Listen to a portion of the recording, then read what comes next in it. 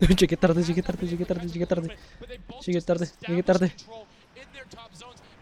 Llegué tardecito.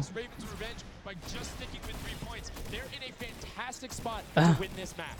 Bueno, ay, mejor le hubiera puesto 720, 60 frames. Bueno, ya que se lo dejo. Captura de pantalla.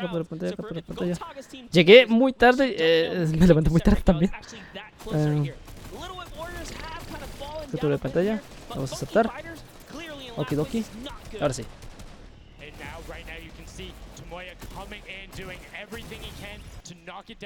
Qué pinche calidad tan más culera, Ya quito los subtítulos. Wow.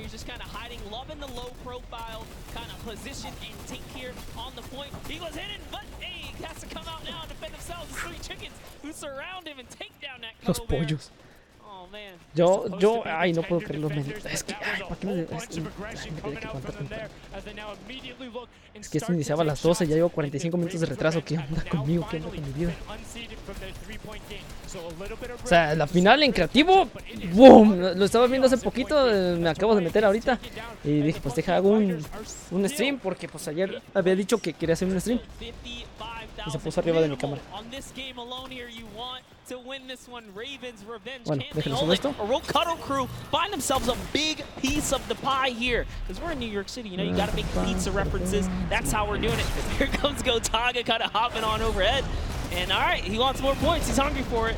It's unfortunate they're just clipping off the side as Magma goes down, sitting on 23 eliminations right now. And Gotaga doing his best to find where they want to go up, waiting for his team, but knowing that time is running short since that middle hill is still open and being constantly contested.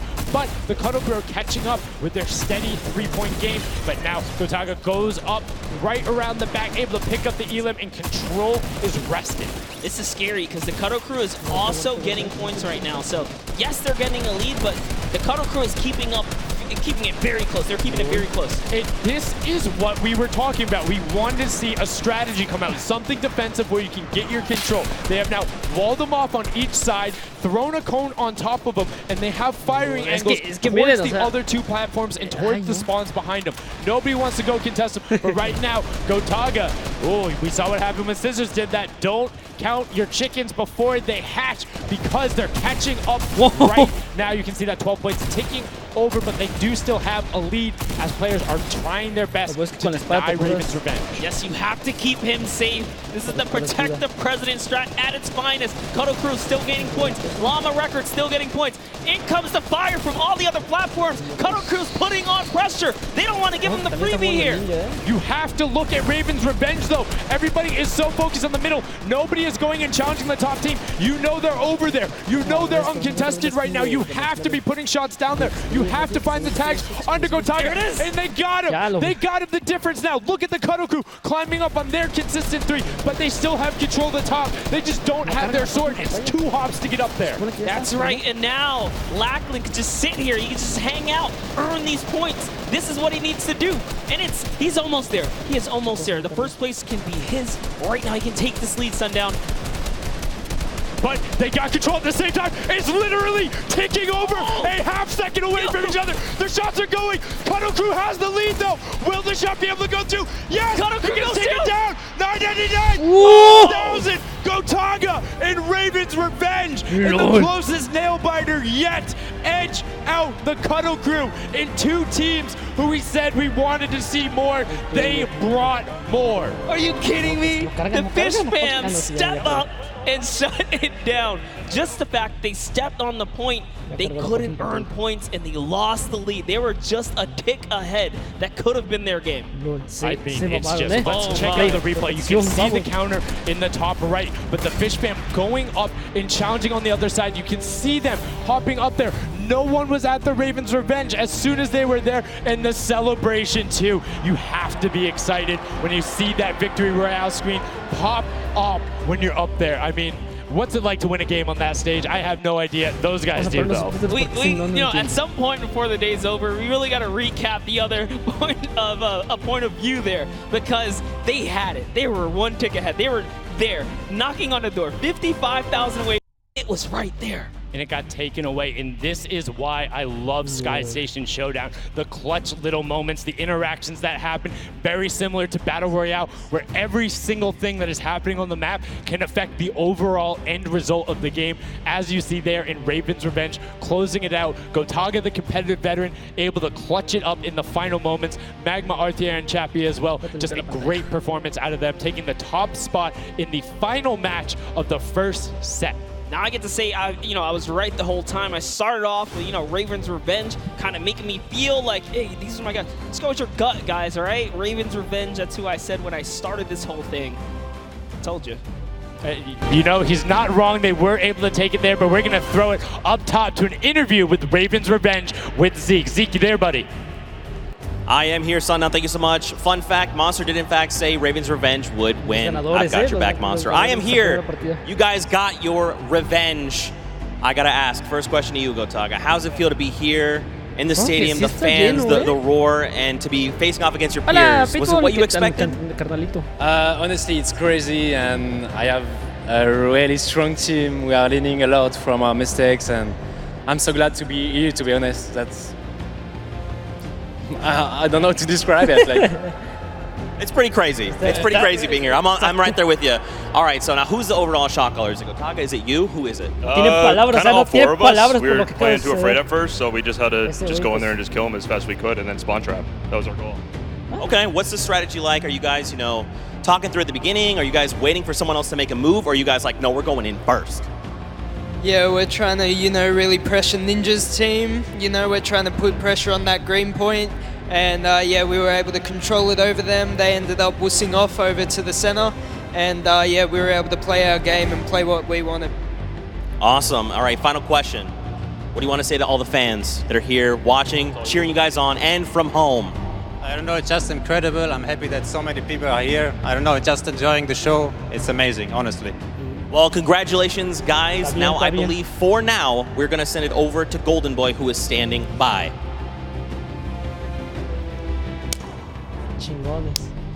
Let's go. Es que pura gente así. Going on there, and now what we're doing right now, hanging out as they walk back over, just brilliantly done there from RTA, Magma, Chappie, Gotaga. The teamwork from them was just on point. You talked about it, all four strong players from Gotaga, and they're happy with the final result. And that puts them immediately into contention, because it's cumulative prize point to find out who will take that first silver llama and kind of get a leg up for the rest of the creative final. I actually want to touch on something that, was kind of interesting. He called Ninja's capture point the green point. These guys are like that focused here. He's like, okay, we know who's kind of farming which ones, and they're shutting players down, shutting down their competition so that they can take these sets. Well, that's the next step, right? As soon as you're immediately in there, and that's the big part for Sky Station that I enjoy, is you have the ability to see where the other opponents are in relation to you for score. So if you want to go and try and make somebody's life difficult, you might not be maximizing your points, but you can effectively help your team the most by just denying the other guys and being like, hey, you don't get to play this. And occasionally, if you put enough pressure on them, maybe they default to rotating the other way. Maybe they go somewhere longer. Maybe they have to wait and only pushes forward. All of those are advantages you can get by just putting pressure on another team. And there's so many different layers. And I think when we see the remix for this, it's going to get even more exciting. Yeah, don't forget, guys, here and at home, there's a remix version. We have some nice twisted surprise that we will see unfold as the day goes on. That was just our first iteration of this round. And honestly, it was a great set. But that just leaves us with the question, too.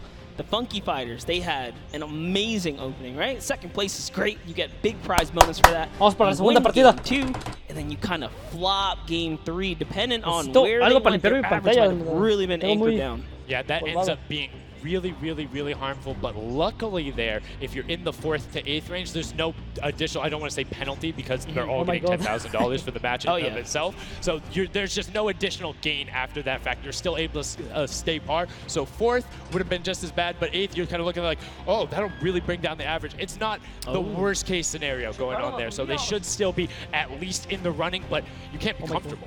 No. Like, not at all.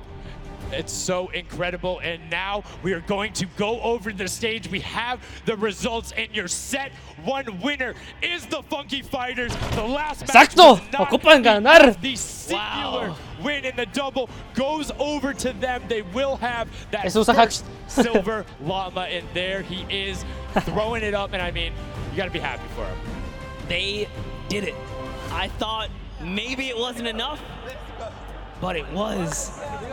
Love this celebration right here. You kind of are like, it's a little, I don't want to say like bittersweet there, but it's like, oh, you kind of like get pushed. Oh my god, la llama dorada. The silver llama, but they're happy. They Digo, llama plateada. That gives them a ¡Vámonos! leg for the rest of the competition. If they can win the next match, another team has Ojo to que win los que fueron ahí a ver la World Cup en creativo, en dúo o en solitario, los que vayan les regalen el pase de batalla más 2,000 pavos. Actually love this right here. Los que They're fueron. all getting together, showing team harmony. They're clearly happy. They take the first set. That's amazing. They're off to the right start, really. They can get another one or two of those, and this entire creative finals is theirs. Well, and again, we talked with Tomoya beforehand, and he was like, yeah, we're really confident when we can get in the races. We want to be on that world run. We know we can do there. We have some really good runners, and then they turn around and do that. I was just showdown. Yeah, I was just going to touch it. I was like, you know what? Yeah, this wasn't even their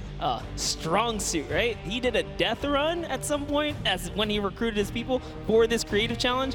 So, for him to take what might be one of our, you know, toe-to-toe PvP sessions, that's actually crazy. And here's the team standings. Look at the final team standings. Llama Record Code do just get edged out. Funky Fighters, Llama Record CO, Ravens Revenge, have been Cloud awarded Crew, that silver Little llama. Whip Rounding Warriors, you have Ravens Revenge Fish in the of top Fun, 3, Cuddle Crew and Little Whip Warriors both Sunshine at 55, Soldiers, sitting in 4th Chicken and 5th. Champion. Fish Oh, Fans, el octavo, Sunshine LOL. Soldiers, I almost got that Pero one, si, o sea, 6 and 7, 100,000, and then ¿quién te los there da? are the chicken Solamente champions, los but videojuegos. this is set 1 of 4. There's still tons of creative games LOL, to be hasta going ahorita, on. I ay, mean, it's been manches. so good, and like we Funky talked Fighters about earlier, primero y we los have a de never Ravens before Revenge seen tercero. map Esos, and game mode o sea, for you guys. ay Now, no, I know we released los primeros Pop-Up, tres something that's fueron los que quedaron kinda similar campeones. to that. Primero How many of you los guys played Red Light, Funky Green Light Fighters, at Llama some point in Record time, right? y Ravens You've been there, Revenge. you've done it. Ay, I know, no puedo whether it creerlo. might have been a little while ¿Te ago. imaginas que una Junkyard partida Juke is haya a mucho Red Light, ping y Green todos Light se prop mueren? hunt version where you will have 2 teams sitting up as guards, 6 teams running. It will rotate que el through internet every se single detenga. one of the rounds, and here you can see how Los to win. ganadores, You have to don't dodge defend those and guards, sprint sprint into the center, and yourself in order to get But yes, the victorias points come y in through the props themselves. So when you are on the prop side, you want to choose small, medium, or large objects and try and get it to the incinerator under their guard tower. So it's actually really difficult. And like you said, it's a hybrid. It's a red light, green light / prop hunt style. This is a pretty tough game mode. We've played a fair amount of it. I got my hands on it. This is actually a lot harder than it kind of sounds. So it's something that is just completely different. I don't know how many of you guys have played Prop Hunt. Definitely check it out. It's on the Creative Islands. It's a lot of fun, but this brings an additional aspect to it. The guards are able to have the denial. You're able to plan routes out, and you can have strategies, right? So, hey, maybe I want to run all big props the whole time. Don't give it away. Don't give it away. There's tons of different things. Let's check out the format and see what these guys, Bueno, sí, how lo they're going to puse, go no. through, what the map looks like, and really get an idea of how the game is played. No entendí ni merga. Varias palabras, pero no todas. No entendí ni Get ready merga. for more creative Fortnite with the latest competitive creative map, Junkyard Juke. ¡Oh, ese mapa! ¡Ese mapa! This new game builds up the fun of ¡Oh! with Tienen las pistas. No, van a jugar como en Prop Hunt. 6 teams will transform into props and attempt ¡Wow! to make it into the Van a center of the impedir map, que while lleguen 2 teams of a guards la try to keep zona them esa. away. Teams will rotate their roles over the course of 4 rounds, each team getting 1 turn as the guards. Their objective? To defend the incinerator from the other Objetivo, teams, armed defender. only with revolvers and their keen attention to detail. Tienen que ir con revólveres During each round, y no teams pueden of props tiltear, will o sea, no earn points by pueden reaching the incinerator in picar the y eso. central pit. The bigger the prop, the more points. But be careful. Being bigger means you're easier to Esa spot. cosota. To keep themselves from getting eliminated, prop teams need to time their movements very carefully. Tienen que ser muy pasivos en esto. Digo, muy de estos, muy tranquilos. Once a prop reaches the goal, they respawn at their home base to start over, running as many props as they can before the match ends. If a player is eliminated, they also respawn at their home base and need to start the trek. Si los matan, bueno, a reaparecer hasta que se acabe el tiempo. Ahí, creo que hay muchos 3 rounds. So keep an eye out for those ¿Cuántos? bushes, crates, and gnomes. ¿Cuántos puntos dijo? And No, enjoy the escuché. junkyard juke. Thank you so much, Zeke, for that update. That's Junkyard Juke, something that has never before been seen. It looks kind of a little simple, but it's wacky, it's fun. There's a lot of small little minutiae 3 points, okay, 3 puntos. Max on, and also there's just a level of ridiculousness 3 puntos y that I gana. enjoy so much. Just Sería épico que el torneo de Fortnite pongan Minecraft. Sí, sí. And then try and weave their way Es que es el Minecraft con shaders. Let the memes come to life here as your favorite. Whoa, you talking about my gameplay again? God, that's so rude. Tournaments of dumpsters, literally. We'll get to see that unfold here as, I gotta say, this is a frustrating game mode. It's very difficult. You guys are gonna see why. It is gonna be tough for some of these guys to bring in those big point objects, and that's just gonna be the name of it. Who can score the most here? Who can score, and how well are you playing defense? How well do you coordinate? Who is watching the right angles? And it's going to be interesting to see. Do they switch up their strategy from game 1 to game 2? Because there's so many different things you can do. But we are about to have the world premiere of Junkyard Juke. We are getting into 6, 5, 4, 3, 2, 1. El que gane 3 puntos gana la partida. Digo, ganan estos. Y comenzó, miren, ahí está Ninja. Gotaga, Magma, and RTA of Raven's Revenge, and then the Little Whip Warriors, Ninja, Taco, Taldak, Empiezan a disparar. FaZe Kaz taking their shots off. Now, fun fact, the screens are there. You can't Le metieron el mod de armas, exacto. Mira, ya eliminaron a uno. Shots, I mean, we know the trick shotters will. Yeah, some people are already shooting. They figured that part out. It looks like Chappie hasn't quite yet. He's kind of disparando todo. He's just blind shooting. Oh, there it is. Now he's firing through. He's noticed, hey, these are not ricocheting off of this curtain here. I can fire right on through. So you want to Rubius. You want to force stop them. You want to also kind of memorize the map. Miren, los ganadores de la otra partida. Right away, you can see as soon as the blinds go down, people go. But the first points are starting to come through as Lachlan is able to get in. Hand of Blood's team, the Llama Record Co. also able to get a 10-pointer. Ojo, que ya se metió el primero, Following it directly behind. Oh no, it was another 10-pointer. So we already see some of the props. Mira, mira, mira, el carro. There it is. You saw a big old truck kind of sneak on. Otro. Ya van 4, Objects are slipping right underneath. But who knows how long that'll last. Here's scissors. You gotta park it. You gotta stay still. Oh, can he blend in? And one other thing you can note there, the avanza y siguen avanzando. Other objects that are there. So if you see something that isn't sitting, una vez cayendo, regresas. Right there, clipped into it. Boom, got him brilliantly done. Sí, verdad, una vez cayendo, regresas they will launch you up in the air.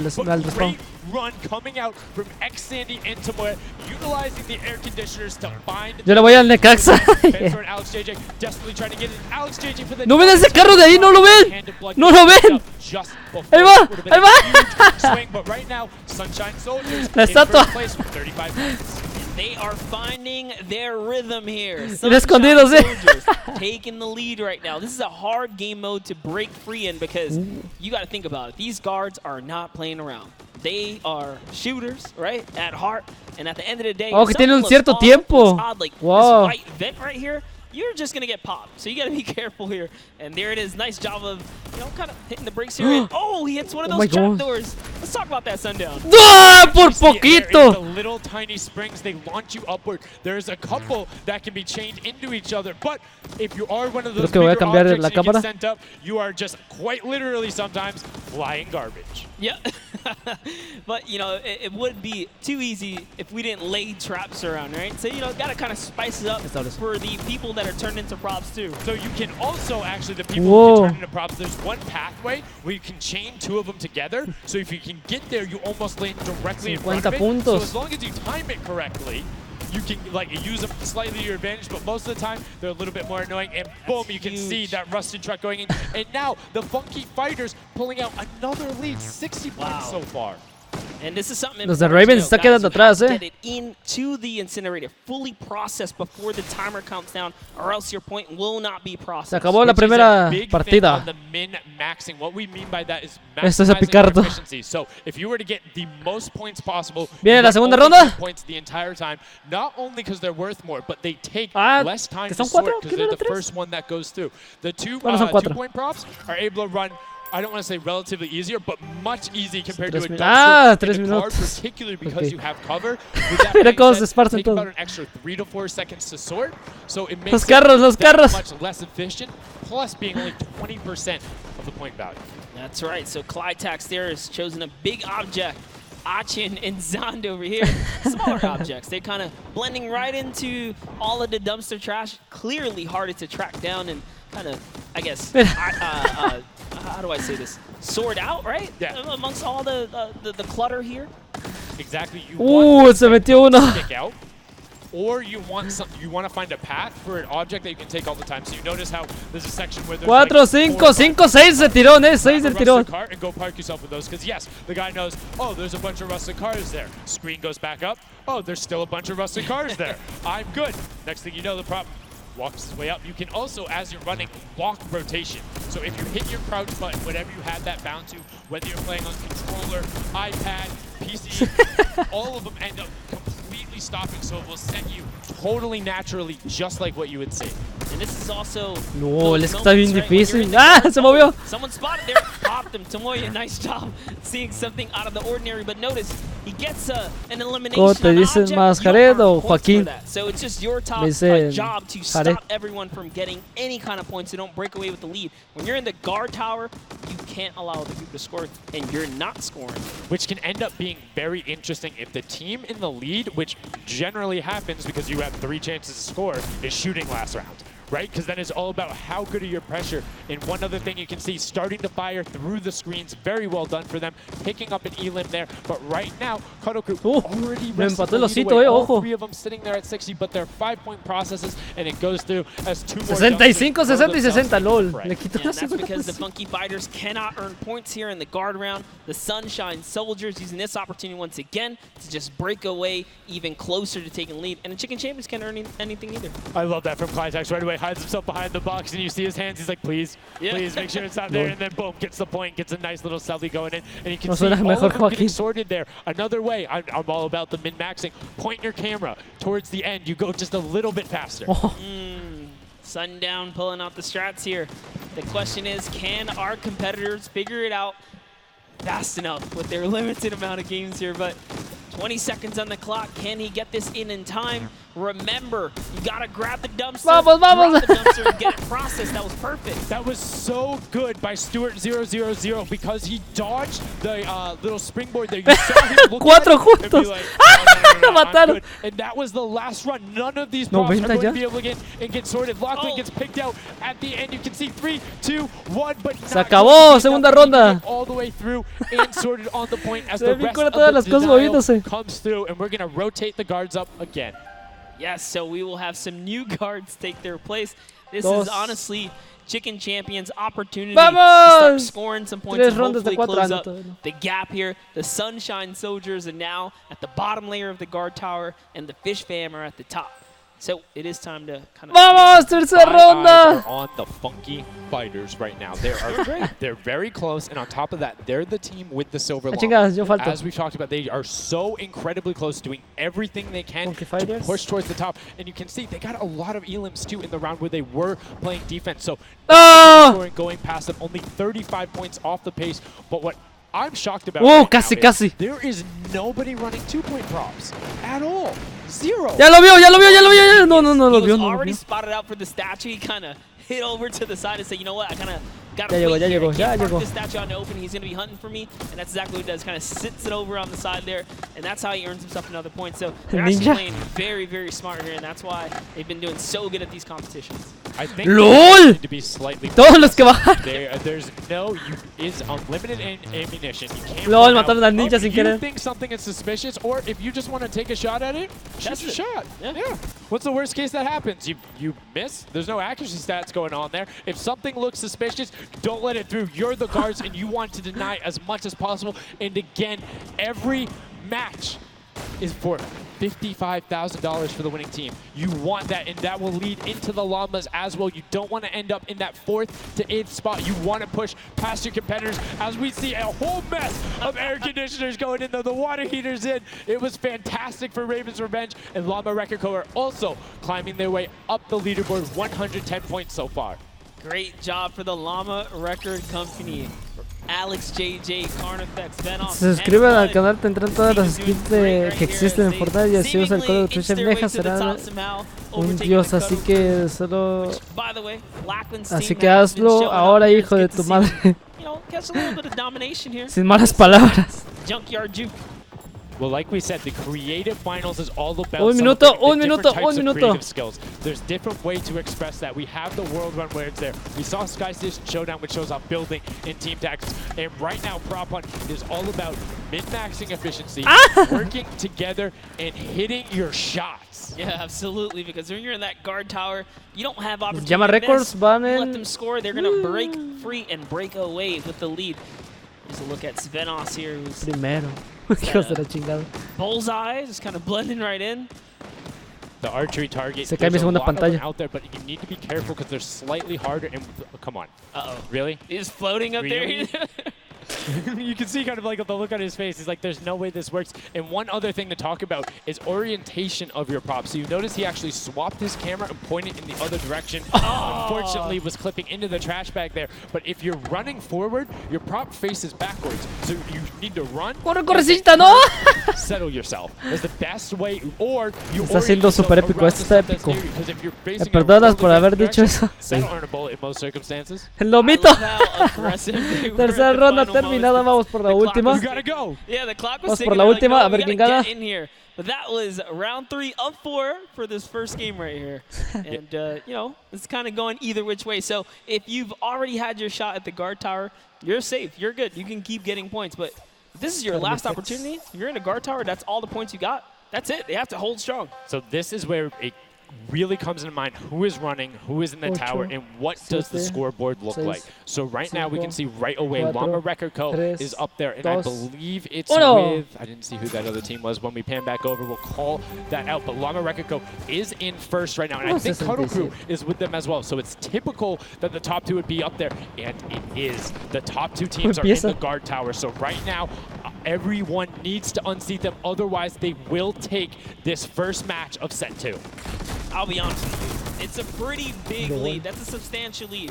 Whoever is left in the game, the Sunshine Soldiers, the Funky Fighters, the Chicken Champions, you got to bring these big items through and do it successfully with the limited time left in this round right here, because if not, it's going to be hard to catch up to that 150. We're starting to see a little bit more consistency right there. And look at Svenos just shooting. He's just shooting everything. He's not worried in terms of going through there. Does hit one elim, fires the shots off, going through, trying to look at just anything that he thinks doesn't look normal. Anything that maybe not have been there before. Se mueve, se mueve, se mueve. Is watching him just shoot the boxes like, what's that? Was that Oh, Diosito! Was that there? Was that there? He's just taking his shots. That's exactly what you got to do here if you want to hold this lead here. And that's why they're dominating. You can see the no hesitation really coming out of them, and that's why they have the lead right now. It's great. It's great that they're hitting his shots. It's great that Svenos is holding it down. But the Funky Fighters, we talked about it, eyes on them, already up to 121 more 10 points. Will put them past. Ta madre. For Ninja there does get hit on the springboard, but gets in anyway, so just a little bit of time loss. Lo matan la bate del aire. Lord, I barely even saw that. Four Turtle from Australia. Se me petó el Roblox por el Churrumais, no lo descarga porque ya lo tiene. Australian brother right there, very nicely done.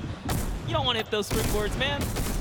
And now you can see 125 from the Funky Fighters. They're doing everything they can to overtake. They want this match victory. They want to keep the momentum rolling. Minuto 15. Doing a great job of picking up targets and running their timeout, getting some right as they get out of spawn and before they're about to score, which the waste of time is even that much more efficient, but unfortunately not finding anything there. Yeah, Lachlan is really not timing his kind of rotations and reloads properly. Notice he's not also utilizing the shooting through the curtain factor there. He's kind of holding himself back. That's why you saw him with a couple Elings right there. But you got to put that pressure down, lock down these lanes so that they don't just get like free rotations through, right? And again, we talked about it a little bit. I'm very surprised nobody is consistently running 2-point props. You can get them in close to every run if you pick the right path and you take the covered angles. It's very difficult to stop them, particularly with the smaller hitbox. But so far, we've only seen 2 scored. Yeah, and I like that. Cuddle Crew right there. Gol, ya casi los alcanza, iban en 85. Cuddle Crew still doing Funky really good Fighters. defense right here. Oh no, but you know, Cass's curse. I feel so bad. 9, Chicken champion 8, comes up out of y nowhere, 7, takes that one right 6, away. Able 5, to get him there, and now 4, the Funky 3, Fighters, 5 2, points 1. out. Anything going Termina. will be enough, and the time ticks over. They didn't get it in there. Oh, they didn't get it in there. They might have got the 5-point right at the end, but no, wasn't enough. Llama Record Co. on the defense says, lock it up. We good, brilliantly done from them, and that's what I'm talking about. When you're sitting there on defense, you know exactly how long you need to keep them out, exactly what you need to do in order to take the victory, and no surprise there. The guys who are all about that apocalypse game mode during the creative trials, able to take home the very first match ever on Junkyard Juke. That was well played. Valiant effort for everyone that participated in that run right there. And it was a close one. 150 points to the contender having 145.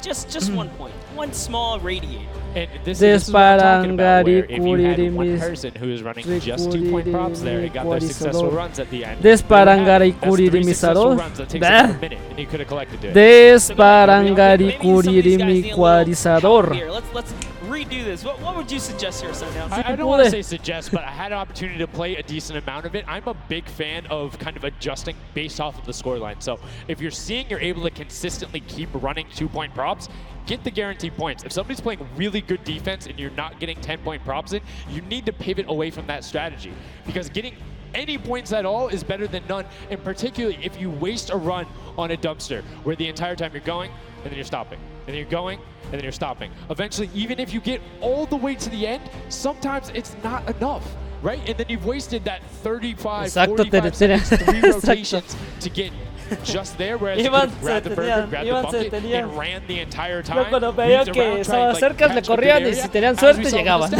Able to hide around the corner. So would love to see in the next match a little bit more, I don't want to say like determination going into it, but be a little bit more deliberate.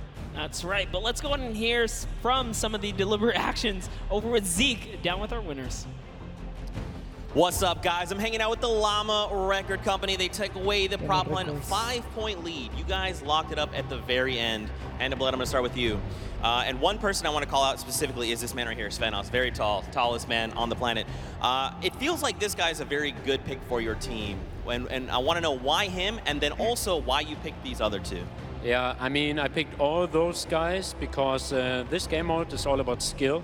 There are no random things in it. You need good aim, you need decision making for sure. And Svenos, I mean, he's like a Spanner. He really likes Spanner. That's kind of the best city in the world. And that's why I picked him first, for example. Okay, now Svenos, I'm going to put you on blast for a second because we've known each other quite a while. You know, I'd like to believe that your creativity is what allowed you to win. Let's think back to the time where you wore an entire green outfit and you danced and had a galaxy over yourself. Do you feel like that galaxy and that kind of creativity helped you get this dub? I don't know what you're talking about, mate. I think people at home that watched, you guys probably know exactly what I'm talking about. Let's go over this right now. What did you think about that game? Was it what you expected? Was it different? Did it catch off guard? Were you ready to just jump into it? It's enjoyable. Once you get the hang of it, it gets a lot easier. You just got to work out who's good at aiming, which team's on the tower, and after that, you're good. All right, final question. Do you think you have what it takes? Are you going to? Is the Llama Record Company going to be the team? You think someone else is standing in your way, or is it all you guys? I think it's going to be all us, yes. Miren esos ojos. There you go, man. A few words, that's all they need. Gentlemen, thank you so much. Best of luck going forward. Back to you guys on the desk. Thank you so much, Zeke. Another brilliant performance there. Por mientras de esto jugamos Minecraft. We talked about their versatility. We talked about how quickly they pick up competitive matches. But this is what happened in the first set, right? They were there. They were confident. They're like, yeah, once you get it, it's easy. And then all the other teams A ver, di mi moto alpino de rampante. Mi moto alpino de rampante. Yep, that's right. Alex up there. You know, he had the confidence. He felt good in those final moments. Hey, you know, once you figure out who's aiming, maybe just avoid him. Mientras hay que jugar Minecraft. Yeah, I mean, if somebody is hitting all their shots, you need to take a different route. You can't go and continuously challenge them because, again, we talked about that. If you waste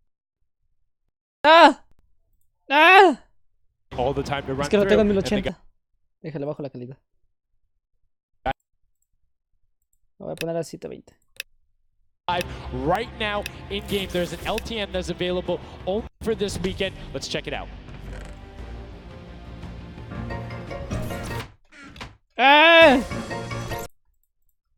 Fuck!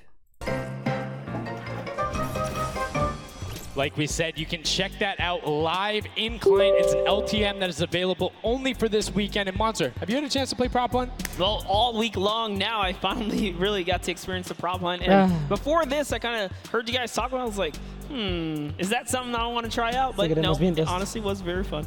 There's so many just fun moments, but the ability to then push it to a competitive level, these guys are doing great, but we're now going to get into match 2 of set 2. The second time you will have seen Junkyard Juke, and let's see who is able to push on. The match is about to start. Here we go, the creative finals at the Fortnite World Cup, set 2, Ya va a empezar la siguiente, Sí, empieza.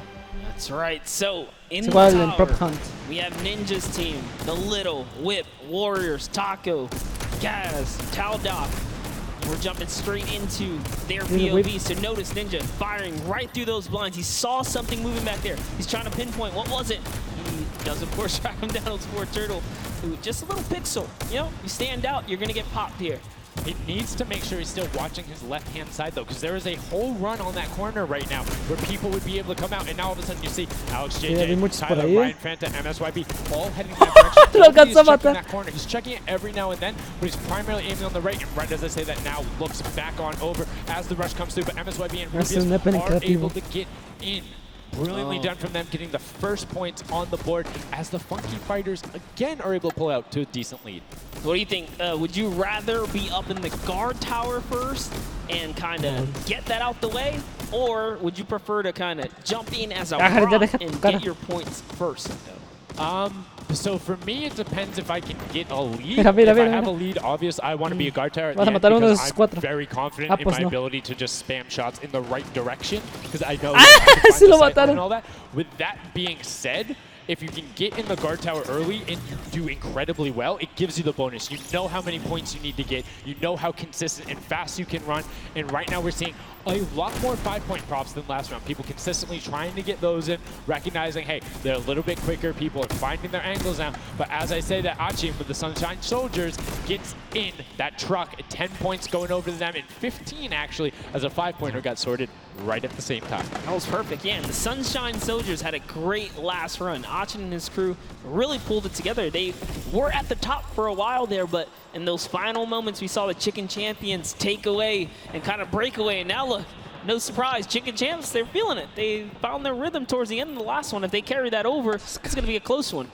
Yeah, and you can see Carnifex hits the jump pad twice over there, doing everything he can to not get hit, and he does get the teddy bear in. 10 points going through, and Clytex gets picked right at the edge. Right through the current. Taco is like, you know what? I'm going to check the close area. Look at how Chappie's doing it as well. He's actually eliminated 9 props so far, so he is really firing away here, trying to see if anyone's trying to make a mad dash while the curtains are up and Sandy gets caught right there. Good shot right away. 20 seconds left, so players need to start running if they're going. Good shots coming out from Trappy to get it there and get the reload off. Saw the truck over on the side, is able to pick that one up, and now is looking. El Nomito, ¿no viste el Nomito? Knew there was movement, just wants to fire it off. Only 10 seconds left. They should be able to get the defense, but there goes a bucket. Look at it. Oh, the cactus. Hard to hit. He was able to pick it up just at the last second. Good attempt from Kutu, and you can see the points already coming across. Players so far sticking to their game plan. 5 and 10 point props all the way. That is the way to go. Inch your way up and over to that victory there. But that was just the first round of 4 guard tower, and then the other players that were previously in the guard tower back on the prop hunt floor. Yes, you get 1 round in the guard tower, 3 rounds of running as the props, and you can see right away now you have the funky fighters up top, and the shots go out as soon as the blinds go down, not letting anything happen as the props march their way out of spawn. This is fun right here. I love watching these trucks waddle about, really trying to find their way, and they see the light go to change, plant themselves down, and they were back out to the field here. They've been desperately trying to avoid. Oh, there's no way. You're stacked on top of each other. Come on, you got to shoot 1 and 2. Shots are going towards it, but right now Zan trying to get that cuddly cute teddy bear into the incinerator. Not a sentence I ever thought I would say there. As the archer is now doing everything he can. Hits the bounce target twice and is able to convert as Magma gets another good run and sneaks in under the shots of Tracius. That's right. This is just getting closer and closer as we have a 3-way tie now. The Fish Fam, Llama Record Company, the Cuddle Crew, all at the top here, and it's still a very close game so far. Pensé que no era. Dan Yan right here from the Sunshine Soldiers, peeking around, using that camera angle, trying to see when it's time, wants to waste no time here. It goes down and off to the races she goes. But will it change? Yep. Actually, stops early too. Says, you know what, I'm going to play it safe. I'm going to stop before the curtain comes up. And she has to be having a blast right now. She says one of her favorite things about creative mode is kind of the wacky and radiant situations you get into, particularly like prop hunt. So this must be a game mode that she's doing incredibly well and enjoying herself in. As you can see there, her team is able to get a couple of props in there. Gotaga and Clitex try to make the final little sprint. Hand of Blood gets another 10 points over, as does Taco with a 5-point statue there. Scissors is hanging around on the side there. Will go through. No, I did not mean to call you trash. You just are a dumpster now, quite literally. Quite literally, but oh, the rage. I read the lips. He said, I was so mad. He got taken out right there. His face, ese vato. And I like this. Let's see how he decides. He's going for those 10 points, though. Notice he went straight to the right for the big objects. That's the risk. That's what it is about. That's what happens. You need to be careful not only of the fact you're bigger, easier to see while you're moving, but you need to find a blank space in order to set down. Can't be clipping into anything else with 45 seconds remaining in round 2. And you can see Svedas a minute before the guard looked at him. He's like, I don't, nah, I'm out. Right there. And right now, relatively top heavy. 70-70, and as I said, Fish Fam does get their 80th point, but Lachlan hanging out on top of the Rebel, 28 seconds left, does find an angle that... You know, he actually didn't park either. He just jumped on top of it. You know, I haven't been to this section here where all the vehicles are. This is the section I'm talking about, where you can grab a burger in a bucket, go out, and not expose yourself except for during one period. And as long as you either full run the time through, or you opt to sit still during that time, then you're good. You will score literally every single run. It's just you have to be a 2-point prop, and you have to go to that exit. Oh, Dan Yan right there, unfortunately, couldn't push through in those final moments there. And that was round 2 of 4, as we are looking to get into round 3 next. So they can earn some more points. And every single set matters, right? Every game matters, because there's a lot of prize on the line. Yes, every single match is scored. The top 4 will receive a gradient of money going from $55,000 down to 20, and then you have the 4th through 10th all receiving 10. That prize is then decided who will receive the Silver Llama. The Funky Fighters currently have one. Who will be able to press with that? Clitax, that vehicle is way too big, buddy. You can't just be trying to squeeze it behind that and not think someone's going to see the tail end of it. Here we have Bensor and Drakias close by one another. Bensor gets popped through the blinds there. And wait, so he's going to take a couple shots. He said, does his truck belong here? He did miss, though. Lucky for him. The bad aim and that moment right there is going to allow him to sneak that big 10-point. No! LOL! He gets taken out.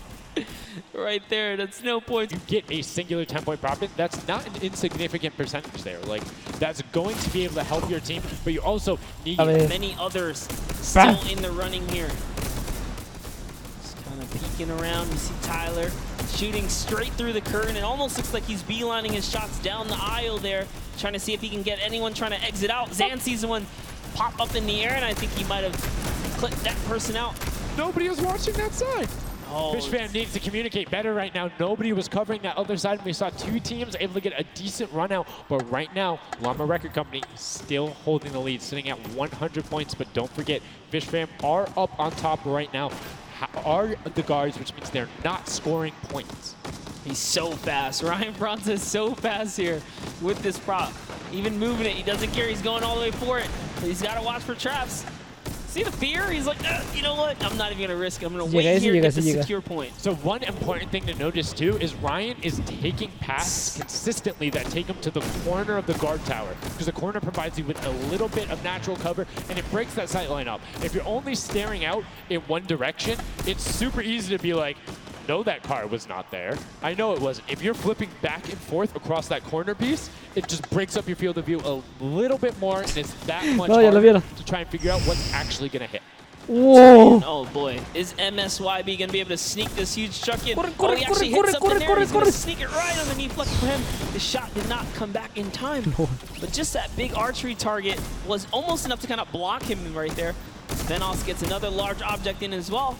That's another 10-pointer for the Llama Record. It's fully processed here, so now he's at 130. Can the Cuddle Crew hold the lead here, though? Can they secure it? All the Llama Record Company needs to not score right now, and they'll continue to kind of stay in the lead. And you can see Scissors is hitting a ton of shots. They're trying to get the retribution as the guard, and now we're heading in to our final round of match number 2. So we'll see who the guards are, see what the stakes are, and who will be able to take that #1 spot. Again, first place, $55,000, and that much closer to Silver Llama number 2. And again, we have the Cuddle Crew and Llama Record Co. up on defense. Última ronda, vamos a ver quiénes son los ganadores. Cuddle Crew, Llama Record Co. Oh, los bajaron del tercero, will be able to overtake them, and they are so close to 5 points separating. It's a battle for first and second now. Yes, Lackland and the rest of his team are trying their hardest. They have to stop people from scoring. Que alcanzó a bajar Champions antes. get up. They can just easily snag this away, but for now they know the Llama Record Company cannot. They can't take them over. Ooh, I thought he was going to shoot that car. He knew it wasn't. Nice. Finds the box right around the corner and then gets another one right after. Blind fire through the shade as Rubius is looking to post up there. Spanish YouTuber trying to find a way in, trying to lead his team, and they've overtaken the Llama Record Co. with plenty of time and are tied with the Cuddle team. Any single point now will put the Chicken Champions as our match 2 winner. They need one prop. That's right, they're so close here. Magma trying to hop on over. Who's it going to be for the Chicken Champions? Who's going to be? Do you think they get a 2-point prop? They have the scoreboard in front of them. They know they need only that. Do you think they run one in, or do you think they stay with what they're doing right now? Honestly, I think they're just going to stay with what they're doing. It's working. Why break the formula here? They have over a minute to do so. And just like that, they are going to sneak in here. Yes, brilliantly done. And they're overtaking them. And now the question is, can the Little Whip Warriors get enough in to catch them? It's a 25-point spread, but you can get that. You have 4 runners. You can get that in a single run if you're well coordinated. ¿por qué no te mueves? Will they be able to catch up, or can the Chicken Champions edge it out and be our match 2 victors? That's right, because the Cuddle Crew is now bumped out. The Chicken Champions are holding it. Little Whip Warriors have scored, though. 1 minute left here. Uh-oh. Raven's Revenge coming up as well, as is the Fish Fam. This is actually getting closer than we would have thought. Más puntos. Pushing out the Cuddle Crew and Llamas. Yep, and Little Whip Ninja also getting the 5 points there. Will be able to overtake. Don't forget, you don't want to end up 4th to 8th. It's all about at least breaking the top 4 to get a little bit of the differentiation there in the prizing. But the Chicken Champions are pulling ahead. They're keeping that 25-point difference so far between the Little Whip Warriors. Little Whip needs to find a coordinated run with 10-point props in these last 30 seconds, or they're not going to get it. Meanwhile, Bensor running that statue in, trying to lock up everything he can for the lead. Alcanzó otros 5 puntitos. Patient with it. Taking corner se pone en tercer lugar, everything he needs to do. Little Whip does get a 5 and a 10, and they're still now only 20 points behind, but Bensor is going to be able to lock that one up from there. 5 points, 25, 15 seconds left. The Chicken Champions are sitting pretty. Yes, that's right. If the Little Whip Warriors don't score big right now with all big props, it's going to be all over in 3 seconds. and it's not gonna be enough here. No, because the Chicken manches esa Champions, posición. they actually pushed the lead even Segundo further. lugar. Did you see what happened at the last second? They did score. No, Ravens Revenge grabbed a 2-point prop, hard ran all the way through, got it in, right? And then that pushed them from 4th into 3rd. De este parkour de Rubens. You can see the excitement there on their faces as they just realize, hey man, we got this. We're in the running here. The Junkyard Juke could be ours. And you can see they're still talking gameplay right now. Like, they want to know, what can we do more? That play you did right there was awesome, but they want the next one because there's 3 matches for each one of the sets, and a win there would put them in a fantastic spot to get the 2nd Silver Llama. You need that in order to be in contention, and if they're able to split it up away and deny it from the Funky Fighters, the field's wide open. Yes, it's not over yet. That's just another team who takes the victory here, making it that much closer of a running so far. And we saw the Ravens Revenge kind of sneak up too.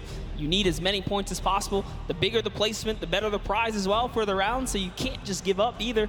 You got to push it all the way to the final moment. And hey, hats off to whoever's call that was on Ravens Revenge. That was a brilliant decision, showing exactly why you're able to qualify for the Fortnite World Cup Creative Finals, why you're playing on that stage. Those are the big plays, but again, brilliantly done from the Chicken Champions. Consistent runs, stuck to their statues, stuck to their routes, and took the corners. And now we're actually going to have a chance to talk to our Chicken Champions, the Match 2 champions. Zeke has them up there on the top floor. Zeke, what do you got for us? What's going on, guys? I'm hanging out with the Chicken Champions, guys. That game was insane. Feathers were flying, and you guys clutched it up. Did you figure out the strategy? Because you guys were well and ahead of everybody else. Yeah, we practiced yesterday, and everything is thanks to this guy. This guy always goes for the 10 points, always, and he always gets it. So thanks to you, man. All right, then I'm coming to you, Mr. Carey. What was the strategy? How did you get the 10 points in there? Was it the same every time? Did you switch things up? Yeah, go for the 10 points each time and do the same strategy, and it seems to work. So in this intense game of red light, green light, were you like stopping early, or were you just like going as far as you could go and then waiting for someone to spot you and stopping, or what was your plan? I'm taking it very patiently. Yeah. All right, now over to you guys. What do you guys think of this game mode? Has it been everything you thought it's been? Yeah, it's great. We had a game plan. We definitely did what we came to do, and yeah, that's what we expected. So. Very well executed. You did not lay an egg. All right, final question for you. I want to give you the chance to tell the world, you know, all the fans something. What do you want to tell them? Thanks for the support from Spain for the other world, and my team is it's good in this mode, and will we win the next match? There you go. The excitement is real. Gentlemen, congratulations. Best of luck going forward. We're sending it back your way.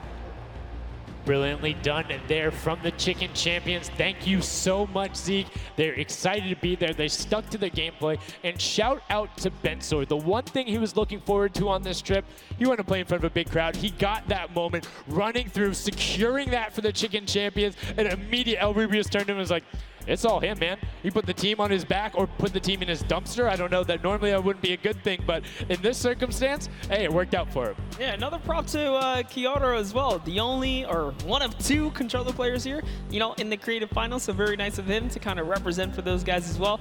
And again, just showing that he's got the moves out there.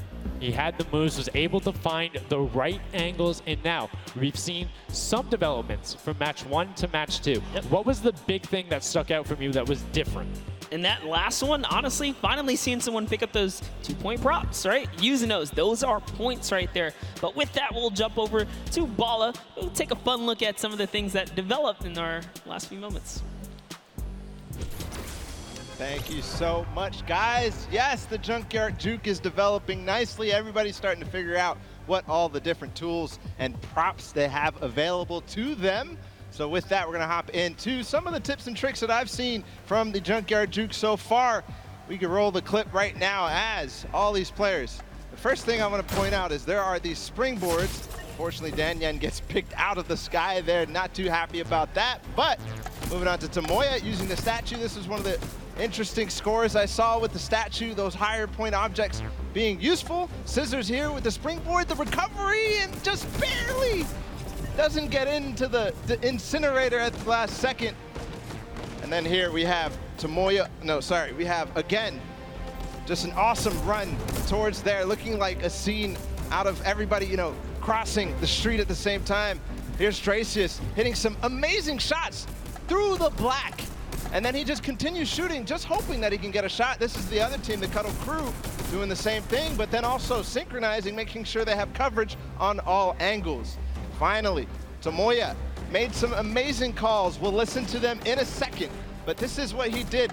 Always timing it perfectly so that he can get in and make sure that his teammates also go at the same time and make it into that incinerator. So we're gonna head and listen to what those communications were like from Tomoya and team. In this one, they made sure the countdown was perfect. 2, 3, 4, 10, I scored 10, I scored 10. We are both, we are both. Yes. 1, 2, 3, 4, 5, stop. Oh, they kill me. If they don't kill me, I score 10. Don't 1, 2, Okay, I got 5, I got 5. I got 10. No, he killed me. Oh. We are strong team. Yeah. I scored 0 in the second round, that's the problem. I scored 0 in the first one, so. like, we are all close points. There you go, the Funky Fighters, you know they won the first Silver Llama. We're gonna see if they can win the next one. We got one more match here on Junkyard Juke to go, and we'll see who will come out on top with the Silver Llama from this. Guys, back to you. Thank you so much, Bala, for that great breakdown. Listening to the comms, that's one thing I hadn't considered. I was just kind of like, yeah, it's going to come up now. But these guys all on comms talking, have one guy counted out. That guy's just like a metronome, make sure he has it on the dot every single time. Brilliantly done from them, but will they be able to take back that top spot? We've seen them do it. If they can grab that Silver Llama, they'll be in such a good spot. But right now, they aren't seeing the same success they saw before. Yeah, you want to get the Silver Llama, but to get there, you got to make a new strategy. I think that right there, there was a lot of information in that bit right there. You kind of noticed the team synergy, and he said something very important in his interview there. Talked about being patient. You really have to be patient. You can't let the frustration get to you. You saw Scissors very expressive on the cam. Just, it's hard to get the pointer, and that's what I talked about before this whole thing started. I said, trust me, this is a lot harder than you guys think. You might just, you know, oh yeah, I'll turn it into something and run it through. Nah, man, you're gonna get shut down. But I mean, it's just like, if you think about it, it's the mental aspect that really comes with it. If you're able to frustrate somebody else, then they're that much more off their game. And these guys are all great at that, coming through from some of the Death Run qualifiers. It makes it that much harder. But thank you guys so much for joining us here. And again, don't forget, there is a fantastic, awesome event-specific merch starting here right now, today on the 26th. You can also get it on retailrow.com. Make sure you celebrate the event. Remember it, grab some from your friends, your brothers, your family, people who couldn't be here, and celebrate the first ever Fortnite World Cup. Yeah, you saw some of your favorite pros and competitors here rocking that new swag. Definitely loving it. All types of collaborations going on here. I love it when Fortnite releases new gear, you know? This kind of allows me to always spice it up. I'm always a fan of anything Fortnite swag. That's pretty much like 98% of my wardrobe at this point. I mean, love the logos, love the bright colors, but enough from us. Match 3, set number 2, the final one on the original version of Junkyard Juke before we see the remix later on. Are you guys ready? That's right. And let's begin. The first round is underway. Match number 3, set number 2. Who will be able to incinerate the props the most? Who will push out to the lead? And can anybody upset the Funky Fighters who took that first llama? You need to make sure they don't get this one here. And basically, everyone's first place. Yep, and you can see there, Taldeck did land a shot straight through the curtain. Very nicely done. Another kind of lane, right? You want to look at your lane, see which lane is available to you that's easy to maneuver the objects you want to bring through. Clytex, for example, here is using a bear. There are no bears in this section, but he says, you know what? It's all good. I can sneak this around. So the big thing with the bear, though, that you don't really consider is the coloring of the background. You're in the junkyard. You're a little bit in one of those desert biome situations. There's a lot of kind of muddle grounds and oranges around there. It makes it that much harder to stick out. However, if you if you're grabbing the snowman, you're just really flexing on everyone. It's like yeah, I'm a snowman. I'm a snowman in the desert, and I'm going to score on you. That's pretty hilarious because, you know, we haven't seen anyone pull out the weird objects in the back end for good reason. There are a couple other fun ones back there. If we get a pan around later, you'll probably notice a big old snowman or something like that. But with all this money on the line, there's no way anyone has time to play around like that. You can't play around because every single one of those runs matters. And right now, we see Sunshine Soldiers swapping over. They've already put in 2 2-point props, so need to be slightly more efficient on those runs, but good job getting on the board and consistently. And as we say that 5-pointer goes in, boom, they're ahead of the Funky Fresh, who have had a singular 10-point run. So trying to get every possible point. It's all about min-maxing efficiency. Honestly, the Little Warriors are doing a great job at defending here. They all have a ton of eliminations. Taldak at 6, Taco at 5, Kaz and Ninja both tied at 7. That is pretty good. They're shutting down all of their lanes. These guys are not here to play. Remember, as you're a guard, you don't accumulate any points, so it's good. They're knocking us out the way, and they're doing a great job defending. Keeping them out, making sure you find the right lane angles, and then also sometimes just putting shots out in the right spot. You just need to be able to consistently deny as much as possible. And Taldog, that was sick! I was like, are you behind that? Yep, what's that? Didn't see that there before, didn't see that either.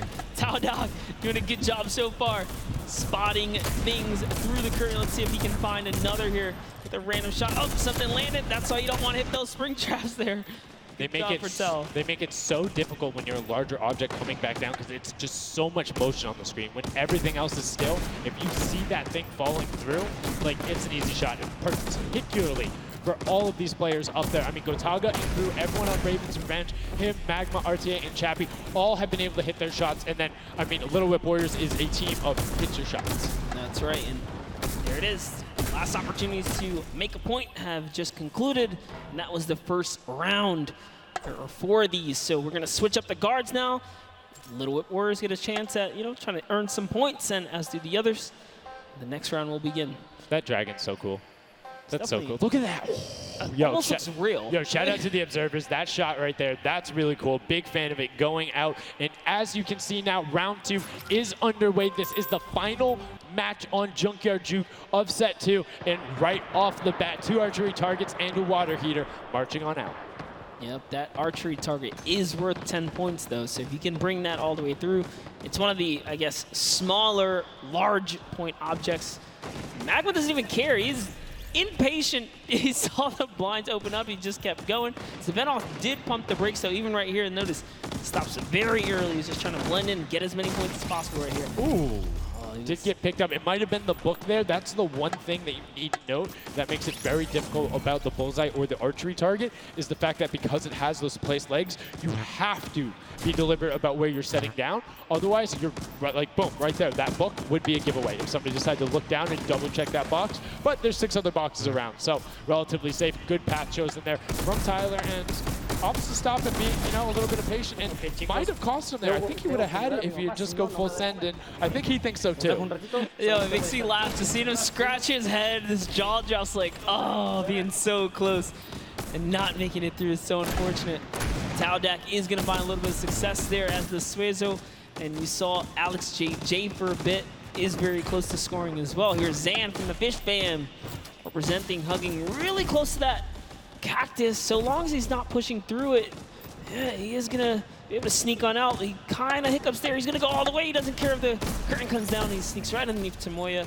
And his team up top, Funky Fighters, are at 35 points now in the guard tower. They can't earn any more. And that was a great run there by Zandy Knight. You can see Svenos waiting for the blinds to go down, making sure he can find an angle, and then pushing in towards. Needs to be careful of that spring right there, but doesn't matter. It gets picked up anyway as he's like, hey, there wasn't a card there before. Alex JJ now looking to find a run. You can see Fish Fam and Llama Record Code currently hanging out at the top, but again, haven't had the chance to be up there, so can be expected. Alex JJ now 2 targets, both running out. Good stops at the same time, but particularly if you have 2 people taking the same path as the same item, it kind of has a little bit more of a benefit because you're like, yeah, those were both there behind. There's no way those are both props. That's what I was going to say. I was like, you know what? Honestly, if you see a bunch of the same things, they blend in a little more. It's when something's an oddball that you really start to shoot.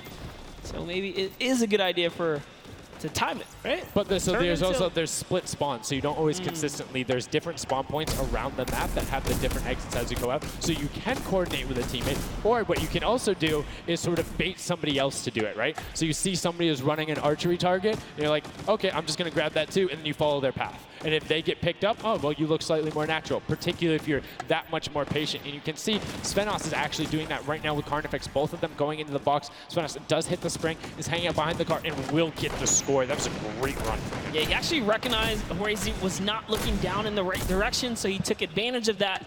Funky Fighter let his guard down for just a second there. He did manage to sneak on through, so that was the big point there in the final seconds as this round is now coming to a close there.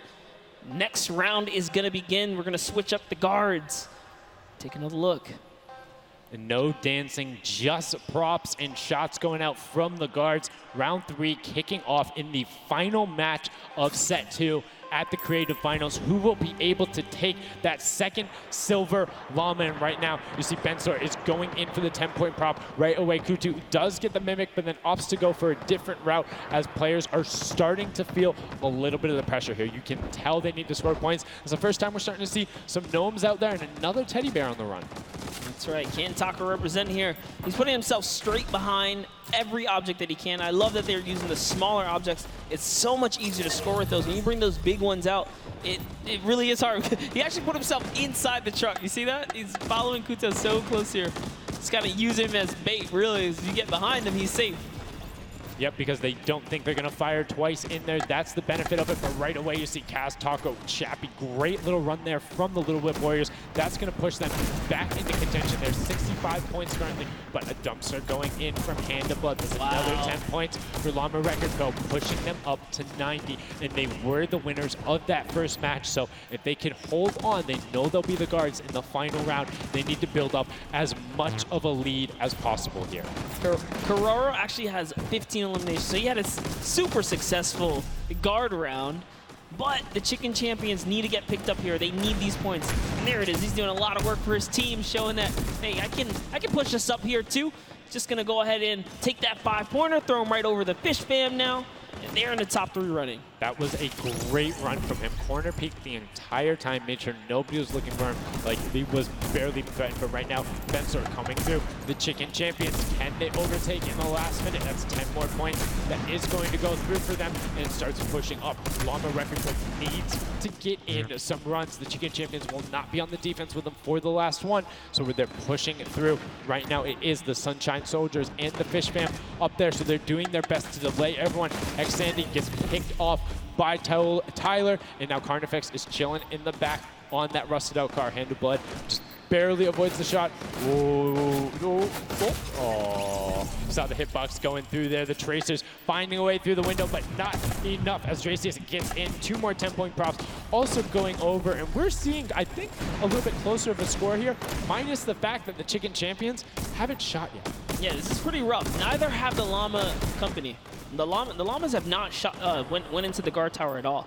You can tell because when we go to their POVs, they don't have any elims, so they have not taken a run yet. Yes, excuse me, I misspoke there, meaning the Chicken Champions had already shot. Oh, the fact that they're already yeah, so they're doing great. Llama needs to press on it. The only team who really has a definitive lead right now is the Chicken Champions. Effectively, they're up 30 points on the rest of the field because Cuddle Team and Llama Record Code both have to shoot next round. Oh boy, so if they can't secure a big lead here in the last couple of seconds, if something can't get processed, oh, the poor Burger at the very end. Burger did not get processed. We like it, never frozen there. Brilliantly done, doesn't find it. Great work from coming out, and Carnifex doing a great job. Round 4 will begin. It's going to be the last match, and we're going to see what the line is going to be. Who is up in the tower? Who will be able to defend? And can they hold them off? Again, it's Llama Record Co. and the Cuddle Crew up there. Go Taga. It's already up there. And you can see the Chicken Champions were able to connect, so it's all about can a Little Whip and them catch up. They need a fantastic run, and they have to do everything to deny them, and you can see right away already tunneling in on those 10-point props. Yeah, the Cuddle Crew cannot earn points. The Chicken Champions already have the lead. They just kind of continue to press on here. Llama Records are up at their run, but it still matters. There's so much on the line for depending on each game, right? Each game is worth so much. You still want to hold your placement regardless of what. This is still a fantastic game for all the teams in the top 3 right now. And I mean, we saw the Ravens come up huge in their last match, pushing all the way from 7th into 3rd because of clutch last-minute decision-making. Right now, Little Whips are trying to do everything they can to catch up with the Chicken Champions and not deny them. Ninja still sticking with the water heater runs, trying to get as many of those in, but the Chicken Champions are still stretching out their lead. They have a 25-point lead, which means the Little Whip Warriors have to either start fast running with the 5-point props or switch to 10-point props. They cannot catch them doing a patient 5-point strategy right now. They won't have enough time with how good the Chicken Champions have been. They have been the prop masters so far. Yes, they have. They were doing so good, and oh no, Ninja hits a huge spike there. He's trying to dodge, and he's so close to making it through. It's very, very close. And here comes a 10-pointer from Taldoc, sneaks it right in. That's great for the Little Whip Warriors. That's actually going to throw them over the Llama Record Company right there. Cuddle Crew actually is somehow up. Look, the Little Whip Warriors actually went to 2nd place now. They're so close to overthrowing the Chicken Champions as well. It's going to come down to the last final moments. Can the Little Whip Warriors get the runs they need to? You can see Kaz is taking the corner route, trying to find whatever he can, and he's doing it very well so far. Avoiding the jump pads there. Pretty sure Ninja called those ones out on the run since he hit them on the last time. You can see they're only 20 points down. They're all on 5-point props right now. They will be able to do it, but all of a sudden, Fish Fam is right there as well. They're only 25 points up. Here comes a rotation on prop. 5 points will be coming across for the Little Whips. Fish Fam also getting it, but Cuddle Crew does finally get pushed up there. Brilliantly done. 15 points now separates them, but Ryan gets one in for the Tender Defenders, pushing it back up to 25 with only 30 seconds remaining. Rubius knows if he can get this water heater in, if he can be safe. Oh, apologies, hidden so well. He was the statue going on there. And as you can see, hits the jump pad, stays on the corner, will get it in. That's going to push them 30 points clear. But as I say that, Fish Fam catches right back up. 19 seconds left, Monster, in the final match of set 2 on Junkyard Juke. Can the last minute scores come through? 25 points, they need a run of 10s. Kaz got in, the box is coming just behind. Fish Fam gets picked up. The Chicken Champions have done enough to round out the final match. Brilliantly done in match 2, repeat in match 3. They are the Chicken Champions. Excellently done, and they defended their crown. That's right, and you have to give props to everyone else that managed to kind of hold a top 3 lead, especially right there in those final moments. Little Whip Warriors, the Fish Fans really coming up at the end there, you know, bumping up their prize earnings, because every round everyone's a winner, but you can earn just a little, you can win a little bit more. Yeah, it was just brilliantly done there. And these are actually the creators who helped with this. Brilliantly done from them. Some fantastic gentlemen. Thank you guys all so much for your help in making this mode come to life. Some fine gentlemen up there, the creative builders were at that game jam out there, spent hours and hours, and it really blows my mind to see what they're able to do in this creative mode. Because like, I'll go in, I'll play some stuff, yeah, I think I'm pretty good, and they're like, oh yeah, after 20 minutes I have this full game mode, here's how the scoring works, here's the barriers, and I'm like, and that's the magic of creative, right? These unlimited possibilities, really, when it comes down to coming up with these game modes. We've seen tons of fun ones, obviously developed not only for, you know, the creative kind of fun side of the community, but the comp side as well, right? There's plenty of great game modes out there. Yeah, shout out to all the guys out there playing Storm Wars. We know you guys enjoy it, but that was a fantastic way to close out set number 2. And a brilliant, honestly, I enjoyed Junkyard Juke. It was fun to see kind of the definitive playstyles come out. Patience ended up being key, but players started finding the diagonal runs, knowing that like, hey, I'm going to stick with the statue because this is my comfort, or like, I know on this run I can be blocked by this tree and this dumpster and I only show myself once. But again, brilliant from the Fish Fam and Little Whip Warriors to push up and pass those guys in the last moments, pushing them into the top 4 and earning just a little bit more of that prize money. That's right, because they want it all here at the Fortnite Creative Finals, and it's going down. So, you know, you love to see it. We've seen a series of, you know, I guess different people succeeding, right? And all of these, the Chicken Champions really kind of came out. Well, that's what, again, I love about all of this and about creative. There's so many different skills that Fortnite isn't all about one individual thing. You see these guys and what they're doing is incredibly well, able to execute the game plan, talk with their teammates, come up with something new, and the Chicken Champions elevated. They were clearly better than the rest at Junkyard Juke, but the question is, will that continue when we get into the Golden Games? Right now, we're gonna get a chance to speak with the Chicken Champions, who's up top with Pooks. Pooks, what do you got for us? Thank you so much, Sundown. I am down here with the Chicken Champions, who surprisingly didn't fly the coop. They put on an absolute clinic today in the creative trials. I'm here with Rubius. Now, you guys won the last game as well, so 2 in a row. You guys had a pretty great strategy. Do you want to kind of talk me through that a little bit? Oh, what can I say? It's the power of Norway, the power of Spain, and the power of Detroit. Like, we're crushing it, and we're a chicken, so we're good at hiding. Like, we're not good at shooting and stuff, but at hiding, we're the best. The best strategy, I think, is, well, let him take the big stuff, and we are like the supports. Like, we take the small stuff, the 5 points and stuff like that, and the trick is, don't tell them anybody, but the trick is to go in the corners. Like, no one is watching the corners. It's insane. So no one is watching the corners. I hope all of your competitors did not hear you just say that. Now, he said that you were in charge of taking the big items. Does that put a little bit more pressure on you? No, it's good. It works good, so. So you guys have a ton of confidence now. You have won 2 games in a row. I'm so excited to see how you all perform in the rest of the day. Going into these next games, do you have anything you're going to change, or are you going to keep things the same? We're just going to keep things the same, stay consistent, keep a level ahead, play slow. That's really it. So. And finally, just for you there on the end, I just want to talk a little bit about, you touched on the diversity of this group. Yeah. Now, I know you guys have really not played together much before. What has that been like, coming together, playing here with your teammates from all over the world?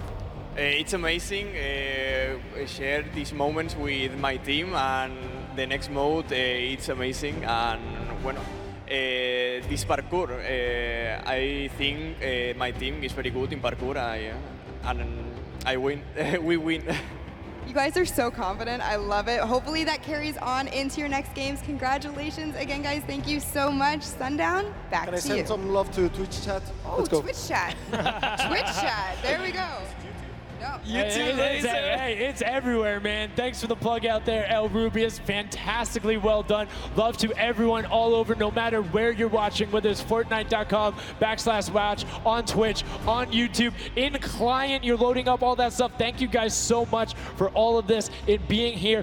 Set 2 is done. It's wrapped up. But I mean, we saw a big shift in the gameplay. We saw a lot of different changes going on, and it's going to be interesting to see what ends up converting into the golden games when we see a little bit of a remix on it. Not going to spoil any surprises. I know, it's fine, but I'm just curious to see who is able to then take their gameplay and enact it when you get to think on it, because you get to then process and be like, okay, we were this close. We were right there. If we had maybe like a little bit more aggressive, or like maybe if we were a little bit better on defending, or maybe one person picked a different lane, the result could have been different. And these guys have been so good at adapting to the circumstances that I have no doubt that the Chicken Champions aren't just going to comfortably sit on top. Yeah, not only that, they gave away some strategies, so we'll see if Bala outside can, you know, kind of break that down and see if he can give us a little more insight on everything.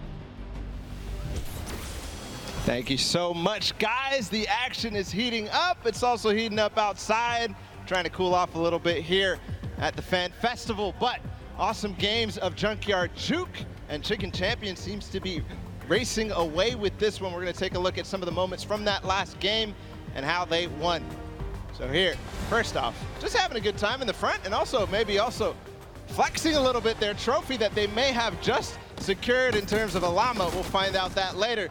But their strategy the entire time, they said it before in the last game, they're just trying to go for the high points. They're just trying to score these, at least getting not those 2 points that Monster was advocating for, but go for the statues, go for the boilers, all those things that net you tons of points, and that's how they came out to a lead. Here it is again, them just cheering on. We have the reactions from the Chicken Champions on their win as well. Nice trophy lifts. Maybe they'll be doing that later on here. The statue using that to get above the opponent's vision, their field of view, so that they can't see, they can't hit their shots, and the reactions of the win. Just bliss as they win their second game there on Junkyard Juke. Absolutely amazing stuff, guys. I can't wait to see who's gonna earn that and who's gonna continue on towards their path to the Creative World Cup champions. Thank you so much, Bala, for that in-depth analysis. Now, I know you guys want to see the standings. We want to see them as well. Unfortunately, there was a slight little hiccup. We want to make sure everything is right because this is a huge moment for all of these guys up on that stage. So while we sort that out, we're going to go to a quick break. And when we come back, we will have the standings after set 2 and then move into set 3, which is the world premiere, never before seen world run. So if you need to go do anything, go do it now. Take your bio breaks, take care of everything you need, and then we will be right back.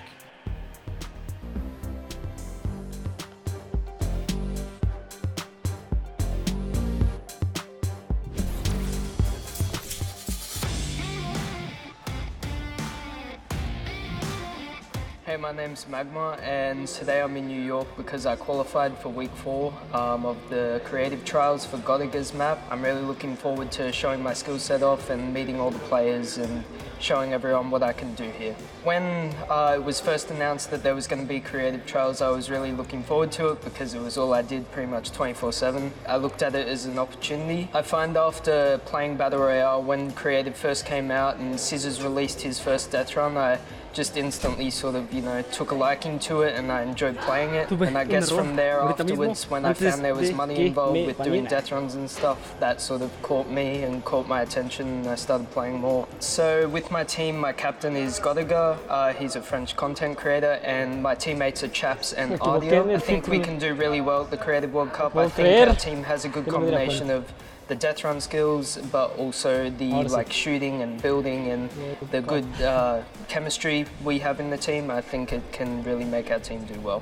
Magma and my team, Raven's Revenge, is going to do really good in the World Cup and we're going to smash the rest of the competition because we have the Battle Royale skills, building, death run, we have it all. Okie dokie.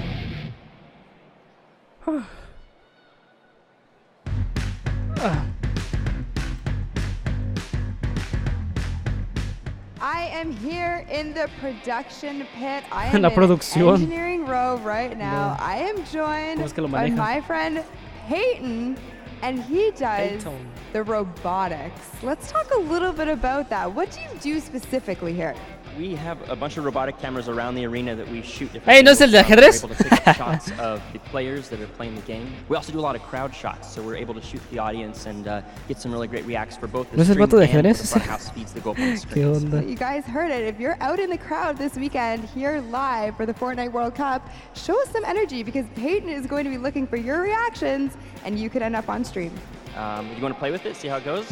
Of course I do. That's not even a question. Like, I'm so into this right now. This is amazing.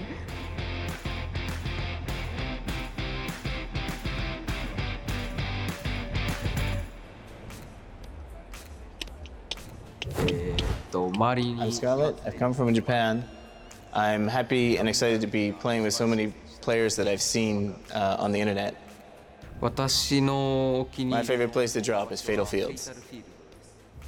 If I win the Fortnite World Cup, first I want to buy a house, and then I'm going to eat a lot of food.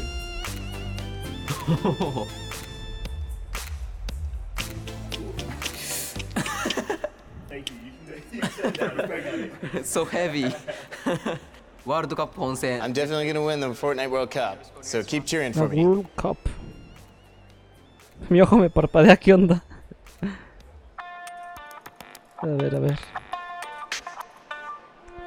Ahorita están en unos comerciales mientras empieza la siguiente. In the Creative World Cup. I competed in most of the trials. ¿Y ese niño? And was really excited when they announced the bonus weeks after the original 5 were over. Bro, AM a las 4 PM, ojo. JD 100 level map, and I had to speed on 100 levels as quickly as I could. I really enjoyed like all the different styles of maps and death runs that there are, and I really enjoyed speedrunning them and trying to get as good as time as I can. The moment I found out that I qualified, it was just insane, and I wasn't sure if I was going to before that, and it was just crazy that I am here. And FORTNITE and the Sunshine Soldiers are going to win because we have 2 captains, so we're twice as good. What is going on? We're getting some good practice here for the Fortnite World Cup Creative Finals happening very, very soon. A lot of first thoughts, first looks at the Sky Station Showdown, which is an incredible map. It was a great map. I mean, it mixes a huge new element into the game. You know, you got to protect the person with a sword, capture the objective, but my team, great teamwork, and, you know, we kind of pulled through at the end there. It was awesome. 1,000%. You know, so being able to kind of get your hands on the map, you know, before obviously the big moment. Practicing, it's nice. It's huge. It's huge. And so, like you said a second ago, this is a brand new way of viewing Fortnite and playing Fortnite, which is incredible. Exactly. It's super Oye, pero se cambió. ¿Por qué no se cambió? A ver. Also turning it into a competitive aspect and put it in the game and make this tournament. ¿No cambió? ¿Qué onda? It's amazing. So, any general kind of thoughts, Sí, cambió. concerns ¿Qué maybe onda? about strategy? I don't know. A ver, ¿qué pasa aquí? So we know the strategy. All right, listen, this is practice still. We've got the big moment coming up very soon. But do you want to shout out your team real quick? Yeah, no, we've got some speedrunners in our midst, actually. We've got Tyler, we've got Zand, and Suzu.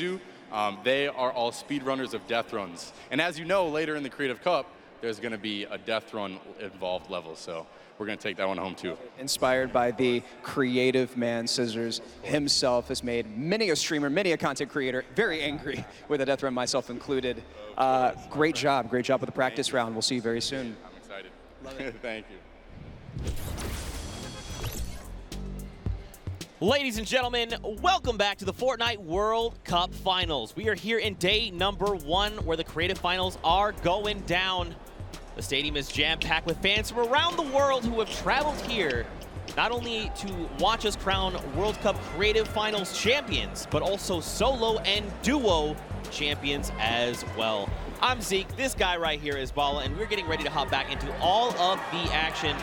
Now, I think, you know, we've seen a little bit of the first 2 game modes. We got to see a little bit of the Sky Station show. You know, we got to see a little bit of the Sky Station showdown. We got to see a little bit of that junkyard juke. But there's actually niños que van a tener el pase de batalla gratis. And that is Los disfraces. The World Run coming up next. It is an awesome, you know, it's something that I think a lot of these players are used to. Yeah. And I think they'll be very, very comfortable here. We'll have to see whether the challenge of the obstacle course will be, you know, anything that these guys can balk at, or if they're going to be able to just cruise through it. We'll see. It's going to be fun.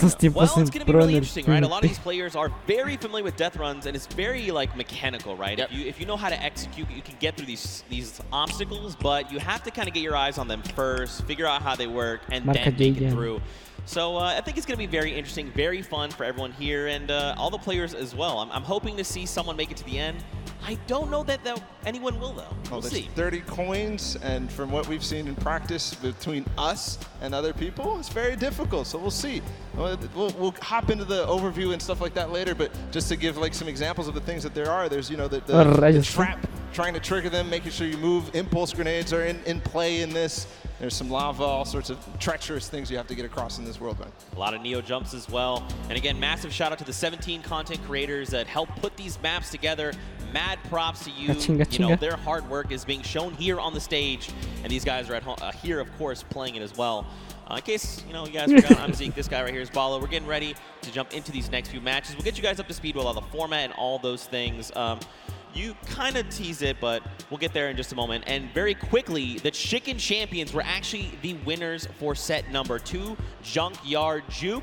Let's take a look at them right now. They were overall victorious of that last set, and there you go. The Tender Defender is there in person to congratulate them, Bala. Rubius and his team, they worked hard for it, and they are the victors. Yeah, and warming up for the next run, but they know now they earned the Silver Llama for that set, so it's 1-1.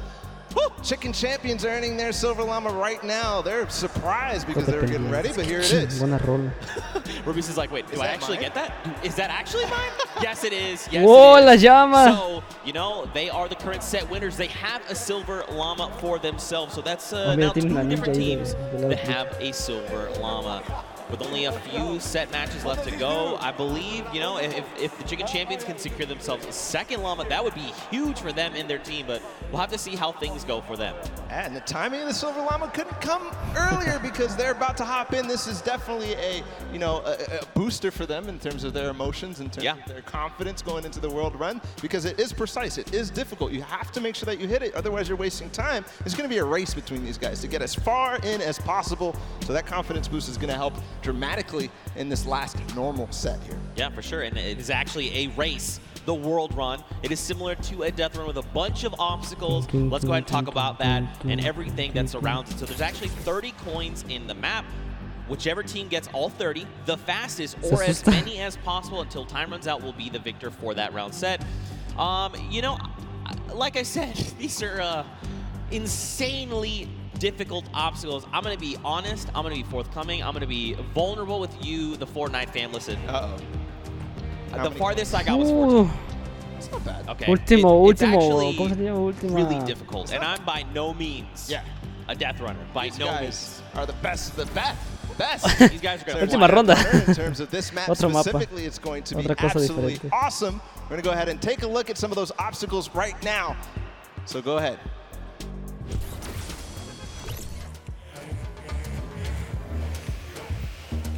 We're going around the world in this new creative team death run. Ay, no. In this challenging new creative game, 8 teams Oh, of 4 super cool! your favorite content Oh, lol. will compete to collect all the coins in their lane faster than Entonces everyone eran else. 30 coins? Creo que The sí. first No team me to fijé collect bien. all coins in their lane wins. If they Cada don't finish, coin- the es number un of coins punto. they collect will determine their placement. If a player is eliminated, they'll Oh, respawn at Trump, the most lol. recent checkpoint. Any team member can grab a coin for their team, so players will have to work strategically to gather all of the coins before Oye, the pero cuando 10-minute lleguen ahí, timer ¿qué onda? runs Está bien out. difícil. O se desactiva. It might sound simple, but it ain't easy. Players have no mats and limited items they can pick up along the way.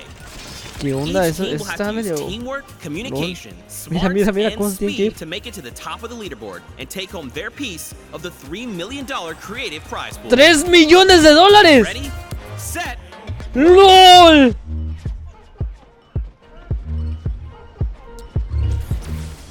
Zeke, I do not know how you just did that while you were here. Pero That did Jared not sound quiso like you were here at all, and I huevonearle. didn't see your mouth move. Y no se puso las pilas desde la segunda temporada, chingado. That's just how it goes. But yeah, World Run, you got a little bit of sneak peek there. We're getting ready to hop Comencé desde la quinta o sexta, no me acuerdo, en la que empecé así competitivo. ¿O cuál? No me acuerdo casi nada. Porque también hay veces que no le meto todo. Let these teams hear it. Let's hear you No, no right manches. now. O sea, LOL, ya va a empezar, Ya va a empezar esto. 3 millones de dólares están en esa llama, se supone. Ojo, ahí va. 9, 8, 7, 6, LOL. Ahí vamos. 2, 1. Empieza el parkour.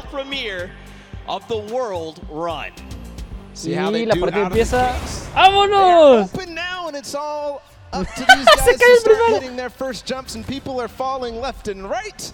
A couple of first coins are taken, and everybody seems to be off to a hot start. This is really like off to the races here. Man, Turtle and Zand are already flying through these first set of challenges. Again, you know, these are the very, very top of the best of the best of the creative world, right? They worked all 8 qualifier weeks long. They made it through with their team captains, and now they're here. Mira, ahí está el So niño. once they figure out these Tiene cara de obstacles, muerto be viviente. prepared to watch them fly through them.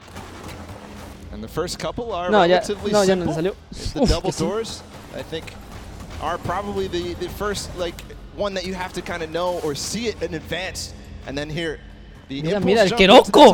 Ese men. Es que ese vato es Dios para los parkours. It's neck and neck between most teams right now, 10 to 8. El Keroco es Dios para los Do you parkours. understand? I literally had to play this to completion, all 12-minute rounds, 4 times to make it halfway, which this is the castle. And these guys got it in like 3 minutes. I'm upset. Oh, this is why they're the World Cup creative players. Keroco You es... are not. You're here casting. That's cool. I'll hold that L, I suppose. I'll hold that for sure. So there's a few Juega con challenges mando for el the castle here, Keroco. Bala. But as you saw there, Karora actually took a little peek at it. There's these little bumpers, and that'll actually send you upward into the next, basically, tier. So the most optimal strategy here is actually to leave two of your teammates behind, send 2 up to try and gather more coins faster. Because otherwise, you're just going to dedicate too much time, and you really want to maximize your time in this world run. And there's definitely a couple coins that you definitely want to get as fast as possible through here. They're trying to get the half slides through with the chiller traps. Right now, nobody seems to have figured it out just yet, at least in the view that we're watching. But meanwhile, the Fish fam, And the Sunshine Soldiers are up to 13 now, but still neck and neck. I believe all teams are now inside of the castle, and we call this basically the first kind of tier of the difficulty for these obstacles. As they move up and go past this, they will become progressively harder. Yeah. And again, this is the first time these creative players, qualifiers, have seen the world run. They've never seen it before.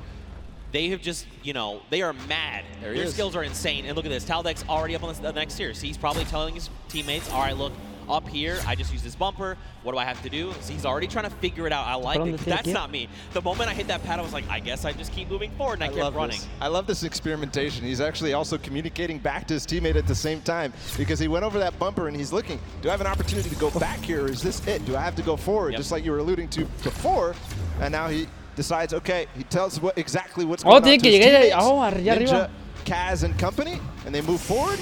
Alex JJ, though, is off to really the races. He's way ahead of everybody else, I think, but no, there's a Raven's Revenge. No, it's Svenos, it's his teammate. They're moving. Yeah. They are moving. So what's tricky about that last jump there is those little directional pads will give you forward momentum, but in jumping you lose some of it. So you actually have to make it in a straight run. There you have to trigger the trap, get the impulse to make that precise jump, land on the other side, trigger the trap in one fail swoop, while also taking a step back to keep yourself safe. Now there is a little few secret ways to kind of trigger certain traps or get around certain obstacles. We'll have to see if these players discover them. But like you said, man, Svenos is my goodness. Se la pasó! Just unbelievable. And this isn't even a team that qualified from a death run or elimination run, or even a speed run. They qualified from a survival map. Los del Rubis van al último. Things like this. He is leading the pack. There's a fish fam up ahead of him, though. Yep. They're not hitting this just yet. This is so precise. You have to change the altitude. Is he going to hit it? No. Imposible, pare. Here's Suzo. Va en tercer lugar estos pescaditos. This is the impulse you want to set you a little bit forward. Now this is no, you want to get height. You got to throw it, try to get on top of it. No! Just por poquito, barely por poquito. Suzo. And he's at 21 points right now in third in terms of coins. And it's all up to timing, I think. Zeke, we might see this end in the first match here. In the first round, they might end up completing everything because they still got 5 minutes to go. Well, we'll see. Ya se la pasó, no manches. That obstacle there is called the ice jump. But this next one that 4Turtle is at, we call this the double danger. Let's just look at this real fast. This is really tricky. He already knows. He's already downloaded. He already knows what must be done. So you actually have to double hop, double bunny hop, land on the edge, take a step back, trigger the trap without being eliminated, right? Then you can walk up this small ramp. Then, depending on how you want to go about it, you can just go forward. He actually makes... Okay, I'm upset. Third try. I'm leaving. I'm done. 4Turtle. And he gets the coin in one swoop. Oh, my. But one thing, we have to look at the scores right now. 5 minutes to go. Fish Fam is at 26. They only have 4 coins remaining. But everybody else is starting to like Está bien lo que hizo la otra, brincó y se volvió way out above here of the rest of them. That's because they probably have the majority of their players through. The majority of the players are collecting those coins. There's 4Turtle. He makes it through the double danger, collects the coin. Now, what do you do from here? They get up. What? Man, this guy is absolutely insane. There it is. And you know, for 4Turtle, it's funny because he's just excited about being here, able to compete on the stage in front of like thousands of people and all of his peers. And bro, he is just slaying it right now. Oh, you gotta be careful. Okay, checkpoint. All right, yep. Everything's fine. Now you gotta make the jump. You got the one hop. You gotta be careful. Whoa! That is gotcha. Get in trap, baby. That is the first time I've seen that. I've seen the theory. I mean, I've heard it theorized. También está perdido así como, ¿qué onda? But Fish Fam, I was wondering, it's Scissors and company. Ah, es para allá. 26 points. They're not at the same point that the Sunshine Soldiers are at, but they're at 26 total, the entire team. They have clearly synergized with Scissors here, but looks to be that even the Ravens Revenge are stuck at 26, so this might be a difficult one to get past. Yeah, this one, so the tricky bit about this one is there's actually no checkpoint in between here and where you need to get to. That's what makes the double danger that double dangerous. 26 points across, and there's only about 3 minutes left, so these guys really have to focus up, try to get through. Now the key thing going forward is, again, this is a test of speed. right? So a 3 lot of these minutos. players are seeing the traps, they're making it through. No, les quedan memorizing tres monedas a los Ravens. Zan's already through. And that means when they get to come through next time, it's going to be that much faster, right? They're going to be just tearing through all of these obstacles like they're nothing. Hand of blood, Lachlan, here we go. Does Lachlan make captains. Oh, hey, this is important too because they still have coins to earn on their own. Right. They're you know, they're all the way in the back. They're not earning the coins. They're not helping their team out in front, trying to figure out the obstacles. But 2 captains back there. Ooh. Okay. All right. Trigger the other one. Yes. All right. Land on it. Trigger that one. Dude. Is he gonna get it? Nice dodge. Ooh. This is insane right now. There's the second player to make it through for Turtle into the No, and look, you drop back down. So that's the challenging part. Bueno, tiene el checkpoint. You have to make it in one que no? go. This is extremely difficult, and this is where a lot of these players are going to get caught up. But Turtle is a legend. Look at how methodical he is. He's insane. Look at these the precision jumps, man. He's not going to miss this ever again because he already knows that trap, unfortunately, was timed at the wrong time for Clytax, but he's up above. No es que no ocupas el hielo, no ocupas el hielo. Try and attempt this again. Trap above. When he lands on that, he has to jump at the right moment, then slow himself down. No ocupas el hielo. Above, still back. Nobody has passed this point just yet. All right, first trap, second trap. Hop across, take a step back. Nice. Jump across, take another step back. Okay. He was trying to be a little greedy there. I respect it. You know, you sometimes just want to land on that without having to kind of hop back out and kind of just risking that. So it's good that, you know, well, it's not good. It's bad that he messed it up, but it's okay. This is Turtle. He's an MVP. We're watching him. This is crazy. That it comes down to this. There's a minute and 30 seconds about to figure this out. He got up here before, and he didn't make it through the door. He's not going to make it again. Está difícil esa parte. Lo había hecho la primera, pero se cayó. Coins with 1 minute left, I believe. Whoever is going to be the first to make it through here might find themselves the first winners on the world run. 1 minute left. You gotta be thinking, are they saying Raven's Revenge? Wait, they just got the 28th coin. They 28, sí. Next up would be, I believe, bump jumps. Did get through. We saw the ya nomás results up there. 45 segundos. Yeah. Ooh, nice 45 segundos. That boost pad on the side. It's just disappointment and frustration in his face. If he wants to secure this, he needs to try to get 1 more coin in the next 30 seconds because I think for Turtle is going to be able to catch 29. This is the first time we're Queda going to una see 25 moneda. seconds. Okay. So this is where you risk it all, man. This is segundos. the leap of faith. Watch these precision jumps. We've got 18 seconds left on. So these are these Neo jumps, right? You jump out and around, keeping that momentum.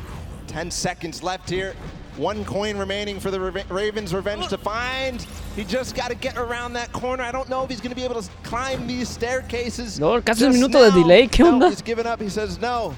Everybody else is left in the dust. Ravens Revenge take the first 29 coins. 29 coins. Not quite finishing the map, but I believe next time they might. 29 coins. These legendary birds of the sky. They made it all the way up there, man. They were on the leap of faith, that last little section there. They had 29 coins, and if they had made it up, especially if they made even just 2 people up there, they could have been kind of starting a rotation, right? You jump first, see how far you can make. I will follow. But the big key for them is now they know what every single relay is, right? So going into this next round, they can say, we know we have to do, don't forget, make this precision jump here, do these little things to try and get through. And that could prove to be a very good advantage for them. Yeah, and they don't have the silver llama yet. They don't have anything in terms of llama, so this is important. Any of those teams that don't have a llama right now, they need to earn it if they want to be in contention towards those golden games. Of course, every match matters, Zeke. They are earning prizes every single match. And that's got to feel good, right? To have a stellar game here to get some of that prize pool for yourself and your team. That's huge, right? Like, so much respect to these. Also, Turtle, what the heck? Yeah. What is this kid on? Yeah.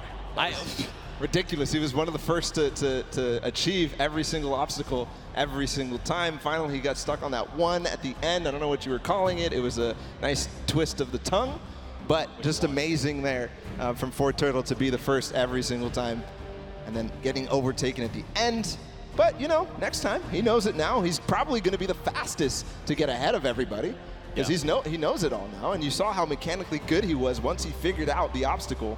So I think all signs are pointing towards another Turtle performance like that.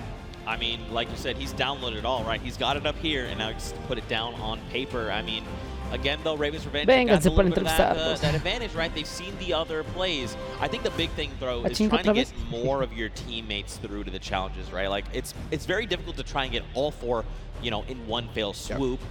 Raven pun. But if you can make it even just that second person, like the moment you start to miss a jump, you're like, all right, I'm going to be eliminated, just go forward. And maybe that person sees where you went wrong and is like, okay, I can make the jump, and then they go forward, right? And then you're just kind of constantly logging through, getting more coins, and getting where you need to be. Yeah, and there was also an aspect of covering for others as they made it through, especially as that castle point happened. We saw Lachlan and Hand of Blood, the 2 team captains, all the way back in the back, but their teams were still up there because they were covering for them, they were getting those coins. But next time, they definitely need to be trying to make the effort to get all the way through and collect those coins as time progresses. Yeah, for sure. You know, I think what would be only fitting is to hear from one of these teams. Specifically, I want to hone in on the Cuddle Crew. We've got none other than Monster standing by with them to hear their thoughts. What happened here?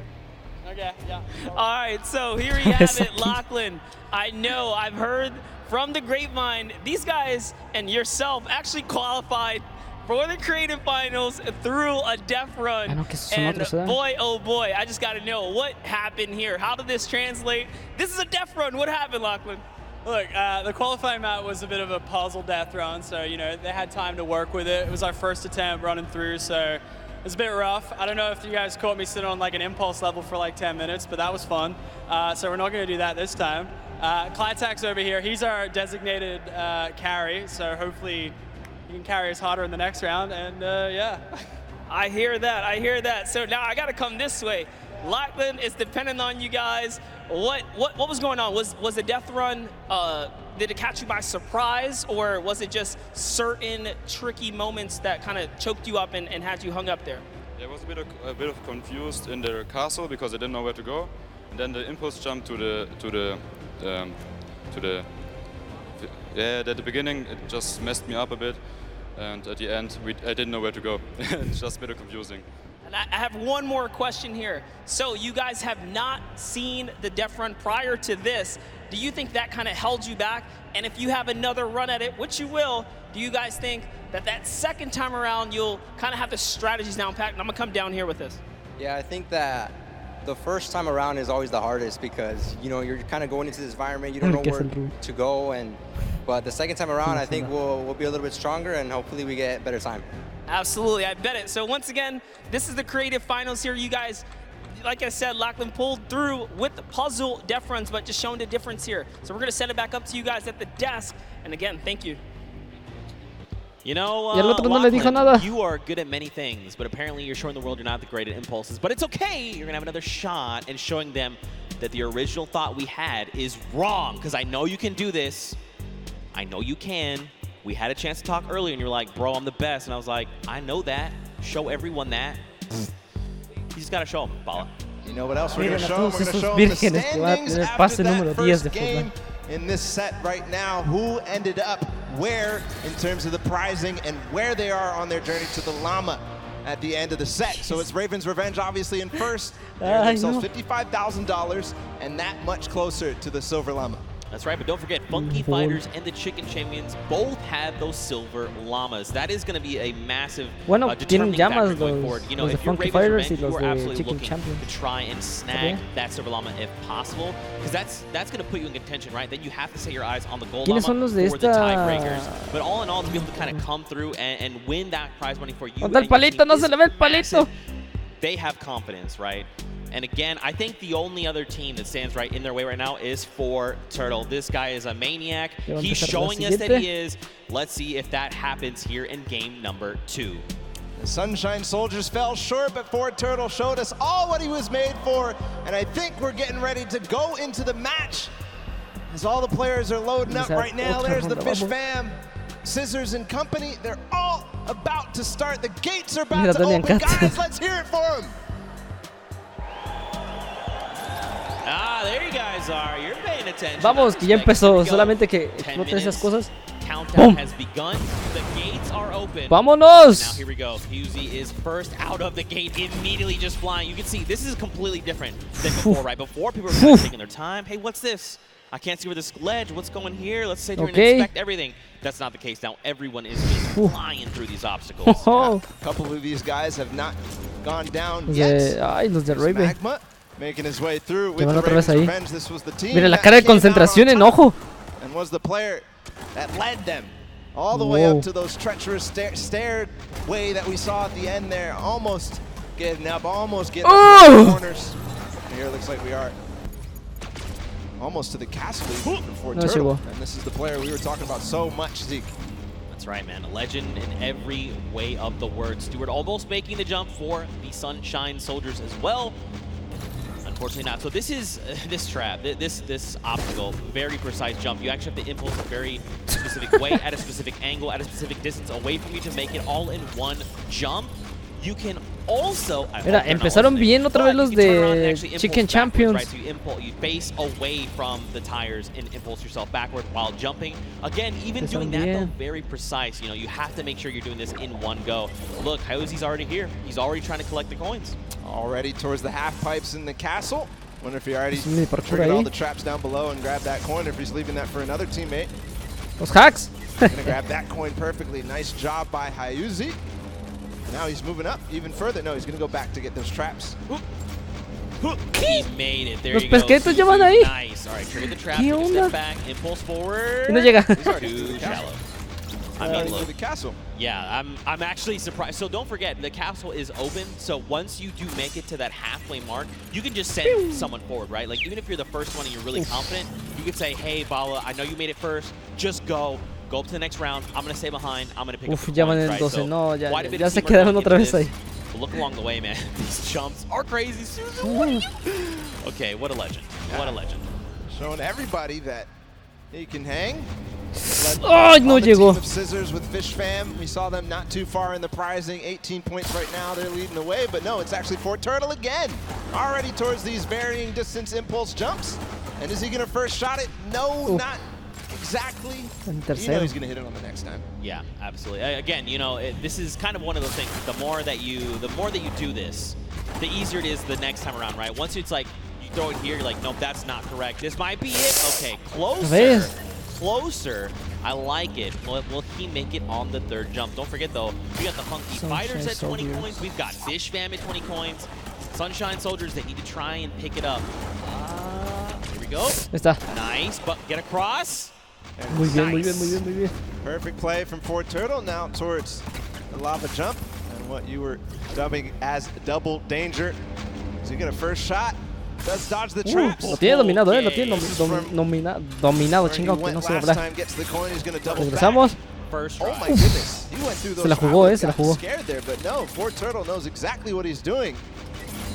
Gonna get all the coins in first try on the double danger, but doesn't make it through, so he has to still complete it. And Suzu and Sand, meanwhile, from Fish Fam, are taking the lead. And that's what I kind of talked about, right? Trying to send two through. If you and your duo partner can make it through these jumps and get there, then you can start watching, right? Because like you as a player, you go to do it, you mess up and you're eliminating, you're like, what happened? What exactly did I do? You kind of go back and then kind of relive that moment. Not here, right? This is the moment that they were all stuck on for so long. Suzu knows it now. He's not going to hit the first time. Zand also attempted it at the same time. Not going to work out just yet. Here they're going to give themselves the opportunity. Suzu trying again. Triggers two. The third, yes. The jump. Nice. Oh, Se cayó. He was worried there that he might have Otra moneda, 27. Not sure if you made it. I don't see him falling down. Yes, he did make the doorway. Llegó. Now he's 28. This thing where he has to go under at the same time as triggering the trap. No. He's back to the stairs. The Fish Fam only needs one more coin, and they're about to do it in 5 minutes. It is so fast here. The last time we got here, it was 1 minute and 30 seconds. Los de Raven se quedaron atrás. One more coin for him to complete the map. He makes it farther than any player has yet so far. Where's the next pass? He actually found it first try. I don't believe it. No, that was not where you gotta go back inward. It's okay. Sí, Get another shot. Man, that was very impressive. Honestly, I would have been like, where am I supposed to go? But that's why this is called the leap of faith. You've got to jump around that corner and hope that something will be there to catch you. Faith he has. And with 4 minutes and 50 seconds to go, not a single person, not a single soul in vision. He's going to have plenty of time to work with. We'll see if the Ravens Revenge can repeat and get back to where they were, but it looks like Sand is also going to join as well, but no, he falls just before. Yes, Tyler too. No. So the Fish Fam is coming through in big numbers at this last leap los of faith. pescaditos tienen todo para ganar. You know what could be huge here for Fish Fam? If they can make it through the leap of faith and they can actually get this coin, they're going to stop the timer, right? So less time that everyone else kind of has around to observe what's going on and try to get this practice in, the better you go. Nice. All right, you got to jump in and out and around, out and around. Yes, use the wall. Okay. All right. Yep. Look around. Uh-huh. Yes. All right. Okay. All right, here we go. Wait. Last jump. Whoa! And he needs to hit the coin. This is going to be it. No! No, he didn't touch it. Just barely missed there. Finally hits the bouncer. And ¡Wow! ¡30 monedas! The first players to complete the world run in 5 minutes and 52 seconds. An unbelievable time compared to what we saw last time. But still, the remaining teams have to battle it out. Back to the Ravens Revenge. They're still on the double danger. And they are going to get through. He has to hit the door, though. No le impulsó. Oh, he almost fell all the way back down. Here we go. No le impulsa, no le impulsa, speed, not finding the bounce there. Ahí está. Threading the needle. No! You hate to see it. Now, don't forget, remember, Ravens Revenge was the first team from last round. They made it here, and they're already kind of right back where they need to be. You've got the Sunshine Soldiers also going for the leap of faith, but look at how many coins they have, right? In theory, they should be at 29. This should be the last coin that they need to pick up. But someone hasn't picked up coins. Now, where? I'm not sure. But that could make or break their performance right here. That absolutely could. We know Sunshine Soldiers had a great performance last game. Has completed the map. You see him up there. He's just watching on down. But the Ravens Revenge seem to have completed just a little bit more. Everybody now, I think, going to be trying to attempt these last couple of jumps. And they must try to complete the match. But important to note is the Ravens Revenge in second place right now. They need one more coin as well. That puts them in a huge advantage for that Silver Llama when we go into the third game. What just happened there no, no, no. Stewart? He just no te pongas nervioso. Tires. No te pongas nervioso. His team, he's going to hit that. Can he hit the last one? He lost a little bit of speed, but he does. So he's joining up. Maybe he can collect any coin that he missed. No, it's actually going to be Arthur up Los de Raven ya. He's got to finish the leap of faith as well. So number of teams here. Man, you got to think, if you're everyone else, you've already seen the Fish Fam stop that timer at 5:52, right? Just under 6 minutes. 1 minuto 45 y los de Raven parece que ya lo tienen dominado, And that's just applying more pressure, right? Especially with a crowd here roaring as well. You know, there's all this pressure on the line. Atrás. All right, keep looking around. Ahí mero tienes que caer. Bounce off the wall, out and around. Se atoró. So difficult. So challenging. He's learning the reasons why right now. He's going to continue to get more attempts. Meanwhile, the Funky Fighters have gotten their last ojo que también los de Funky Fighters, being the player who gets there. He's on the leap of faith as well, so it's just head-to-head against these two. Funky Fighters and this is or very Raven important Revenge? For Funky Fighters. They need to stop Ravens Revenge. If anything else, getting second obviously important, but also because it's head-to-head Que los dos están así, los dos están así, this is los dos such a están así. Final jump. And, I mean, don't forget, they were the winners of that first round, so they already have points built up difícil, from está that. difícil, está muy difícil esa pinche parte. Last coin, that could be massive heading into the standings. But again, we've just got about 50 seconds left here. You can just tell they're just trying to hit these jumps with everything they can. Okay. Este ya se trabó, este ya se We saw him last time. He's got to make the leap. Yeah, this is the one you have to go out and right? There you go. Now the bounce off the wall. No, looking exactly, seeing if there's any more opportunities he makes. Qué buena. No. This could be clutch. This could be clutch here from Kuto. Just gets to the top here and lo hizo, ya lo hicieron. Just the coin now. ¡Vamos! There it is. 9 minutes and 23 seconds ahead of the Ravens Revenge. Still time on the clock, though, for the Ravens Revenge to collect that last one. And what's impressive, too, is that 2 players have actually completed 4. The players up above, but now the rest of them, 1 second remaining. It's still going to be the Fish Fam, 5 minutes and 52 seconds, who take that one. That second map of the world run is down and done. Man, Raven Revenge. Props to the Fish Fam. They did it in almost under 5 minutes, right? They came out at that 5:25 mark, 5.5 minutes. Now, Funky were right behind them, a little longer, right, at that 923 mark, but still they got all 30 coins. If we have to go to tiebreakers, these two teams have one more coin than everyone else up at that 29 mark, so that could very well make a big difference heading into tiebreakers. But again, Fish Fam, way to show up. I respect it. It's crazy, the improvement from game 1 into game 2. Yeah. It was just awesome. Raven's Revenge obviously in the first match coming out ahead, but Fish Fam clearly improving all across the board. It wasn't just one person. It felt like it was the entire team because that time was unbelievable. That's going to be hard to beat. Yeah, we'll have to see who else can do it. Again, you know, Raven's Revenge had a fantastic showing. Funky Fighters showed up there at the last moment.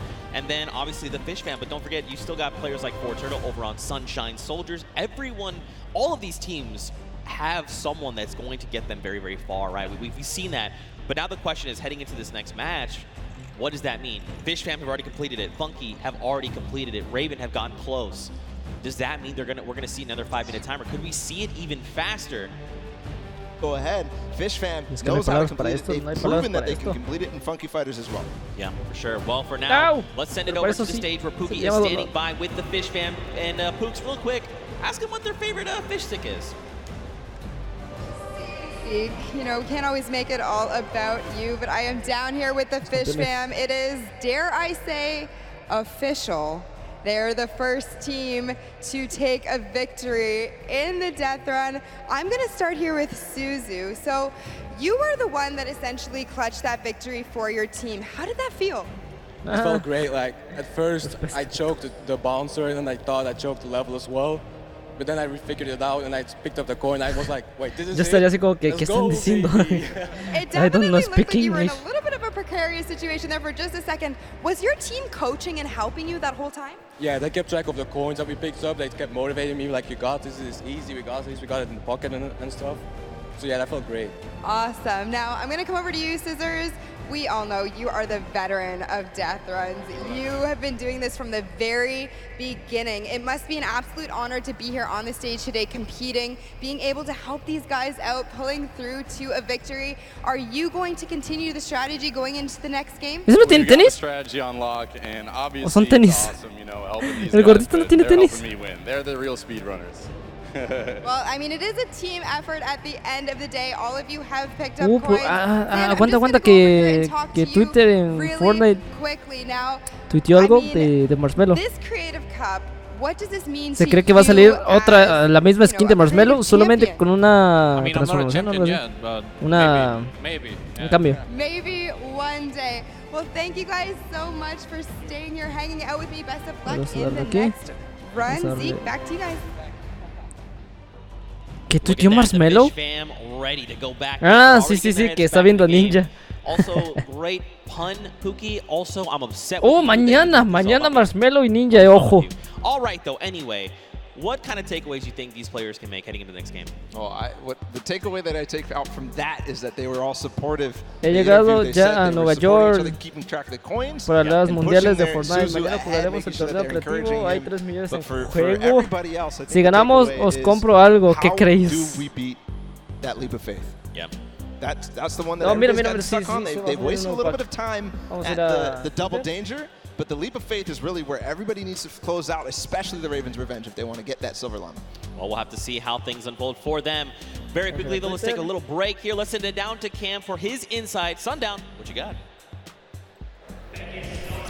And we're going to take a look at some of the kind of strategy that goes into it. But first, all of these competitors who are here, who are competing in this World Run, have had an opportunity to get there. Ojo, It's been eso lo de incredibly la stressful. There's a certain amount of kind of mental nuevo, edge you need to get through it. So genial. let's kind of take a look at Una cosa how lo these que les competitors quiero comentar, esa skin ya no va a salir nunca jamás. Let's take a listen. Se pronostica que va a salir mañana. No hoy, mañana o el mero día de lo solo, de la World Cup en solo. Es lo único que les puedo decir. En estos 3 días van a estar saliendo puras skins que ya no van a estar en Fortnite, que ya no las van a sacar. Así que tienen que aprovechar, cómprenlas y tendrán screen exclusivamente super exclusivas. You can tell Ninja and then the trendsetter tendrán y right podrían there, throwing the presumirles a peelies sus in the air. But compañeros. also amigos, big shout out to whoever that was on the Llama Record los Code. picos me gustan. I saw you ¿Va a there, apostar? hitting the Llama Bell. I got you. But now A la let's get neta, into yo no me la he some of comprado. what happened during the World Run, some of the kind of cooler straightaways, and some of the tough challenges that you face. So first, right away, here's a run coming out from Chappie of the Ravens Revenge, and this was one of the first obstacles you hit. So you can see he's on pace with everyone else. But what makes this so great is how efficiently he transfers this over into the castle jump. Is barely able to delay. This is one of the toughest first things to get when you reach it. This is his first time ever seeing this jump. No problem. Hats off to you there. And then what does he do right away? Gets into the trap trigger and he's able to get them. Notice how as soon as he goes, he is quick-clicking his camera back the other direction. La imagen and sería gets all así. of those so consistently able to get it. Now, we saw a smashing success on their first attempt. Unfortunately, the Cuddle Crew had a little bit of a harder time when it came to that castle jump. It's okay, this could have been my replay and I wouldn't have been lying. So many of these, they're so incredibly difficult because you think, oh, I want to maximize my height up, but you have to get it out with the correct trajectory. Now you can see Ninja able to get through the speed part of the run and then over the top. This is towards the back half, and look how well he's able to then trigger those traps and get through. But the Fish fam were the ones who were able to make that incredible run on the back of Suzu. Now this was from his first run when the Ravens Revenge were able to get it. And if you look at the timer, next time you face this, he about finished the course. So an incredible job from him to make sure he is pushing the limit with what they're able to do. And you can also see the level of communications. He knew he messed up right away, and then he immediately communicates to his team. He's like, hey, you gotta run and then go up. Now you're in kind of that double trouble area trying to get the triggers, and this is where they got held up for a significant amount of time. Hoy sale en la tienda, hoy sale en la tienda el maldito Marshmallow. Hoy sale en la tienda. Again, this was Del from 26 al the 28 match solamente number 1, esos. and you can see how he's using quite literally every single space available to him, Hoy sale de skin de including the Marshmallow. jump off the side with the airstrike to then get up to that leap of faith, which is such an incredibly hard challenge, and only having two teams full completed it after the 2 runs when all of these players are such strong death runners. You can see the Fish fam. Look at the timer on the clock, 5.5 minutes, and he's so quick going through it, and he's precise. He lines it up, he takes a step, and he goes. My question is now, between Suzu and Zen, they were so incredibly good last game. Can they beat that time? Can they keep pressing the pace, and will they be able to do it better? Because when you get up here, you have to do everything right, find the lineup, not miss a single one of your drops, and then get the final coin. Was able to then double back and grab it there off the launch pad for that 5:52 time in the #1 spot in match number 2. This is now the second time we've seen the World Run, and we asked the question before, what happens in run number 3? Can the Ravens Revenge get over that last obstacle of the leap of faith, or will everyone else start pressing up higher and higher and being able to challenge him? Match 3 is about to be underway. We're going to throw it back inside to Zeke and Bala. Gentlemen, take it away. Thank you so much, Sundown, that insight. I mean, he's asking the tough questions. What happens in match number 3 of this set? You know, again, Fish fam, you saw, I kind of touched on a little bit earlier, you want to have as many people up on that leap of faith as possible so they can just sit there and rotate around. But before we hop into this next match, Bala, I think we probably want to take a look at the standings. We want to see how things are going for all of these players together. And of course, you want to take a look behind us. We've got Fish fam up there in first place from that last match. Walking away with a nice chunk of change. Ravens Revenge there in second, Funky in third. Don't forget, Funky Fighters and the Chicken Champions both have silver llamas, and that's going to play a big factor later on. Everybody needs to make sure that Funky Fighters do not get that last silver llama, because then they are out of contention if they don't have a silver llama. Because Chicken Champions don't really mind, because they have another place to play. They are kind of out of contention for this silver llama right here, but still, so many different teams have an opportunity here. The Ravens Revenge, the Funky Fighters, Sunshine Soldiers with the Fort Turtle, and then the Fish fam as well, able to collect it. So we are going to get into the next game of the World Run, the last one of the set. Here we go. The timer is counting. We've got 10 seconds before the gates open, and they start the run.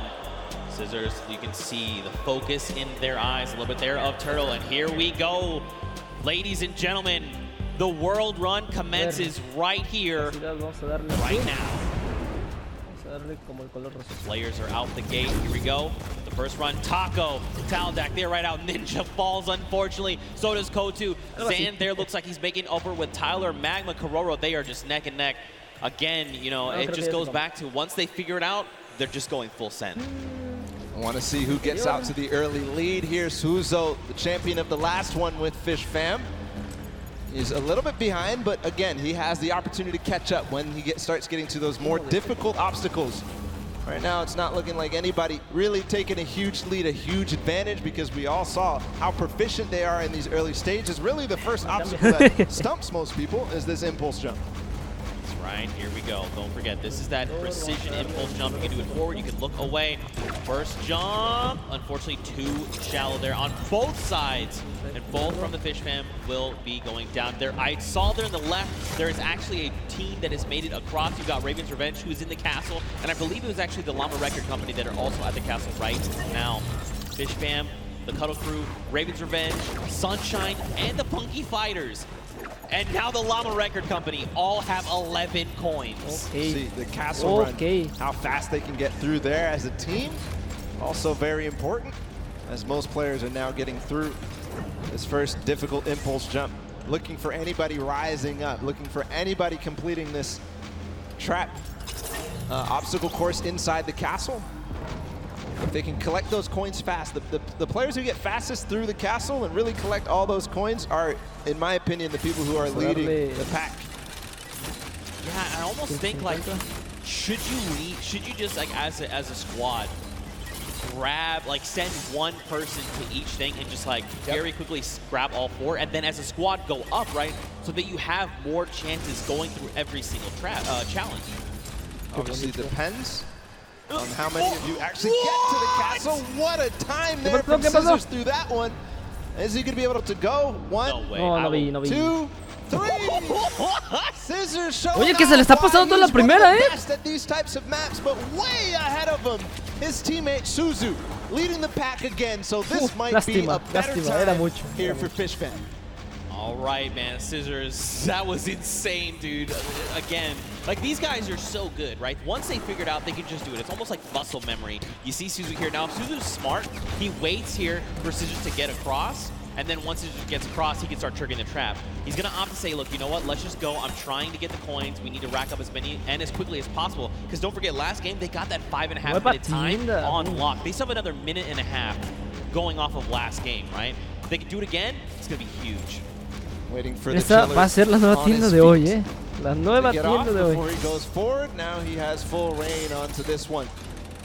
If he one-shots this, he's putting himself in such an amazing time. He's kind of letting his team do the rest of the work. Oh, one shot here from Suzu. Is it possible?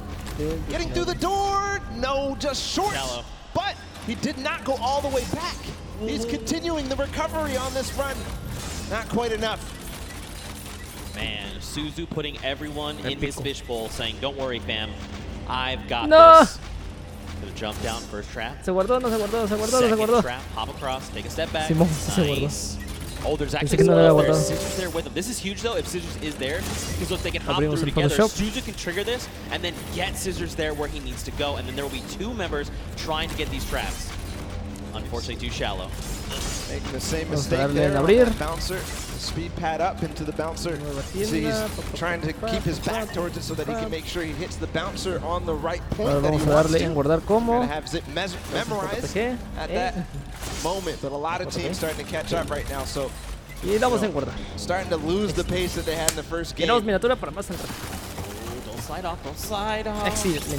Ahora vamos a seguir viendo el Sunshine Soldiers. They're already at the 28-point mark. So are Raven's Revenge. The Fish Fam right behind them. Everyone else is tied right around 25 coins. Oh, and look, they actually sent Clytax forward. He's trying to make it to the leap of faith. So he's left his teammates out behind, saying, look, just gather the coins. I'm going. ¿Qué pasó? ¿Qué pasó? ¿Qué pasó? Fortnite. Esta va a ser... Going straight to leap of faith. Nuevo lobby, ¿qué? Ni siquiera lo he revisado. Hey, Fortnite, ¿qué onda? Fortnite. Fortnite.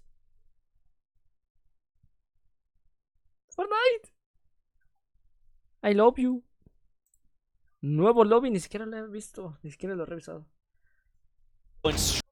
En 1998, el usuario Ion64 creó un mod de StarCraft llamado Ion of Strife, en el que 4 jugadores se enfrentaban a hordas de enemigos que venían por 4 caminos diferentes.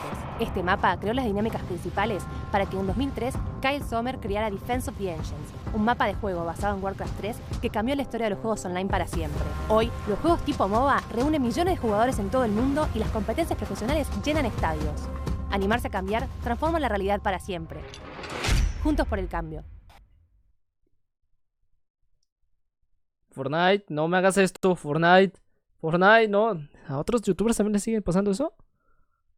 Right now, feeling a bit of frustration. He feels the pressure. He knows that he has to try to make this, try to get this.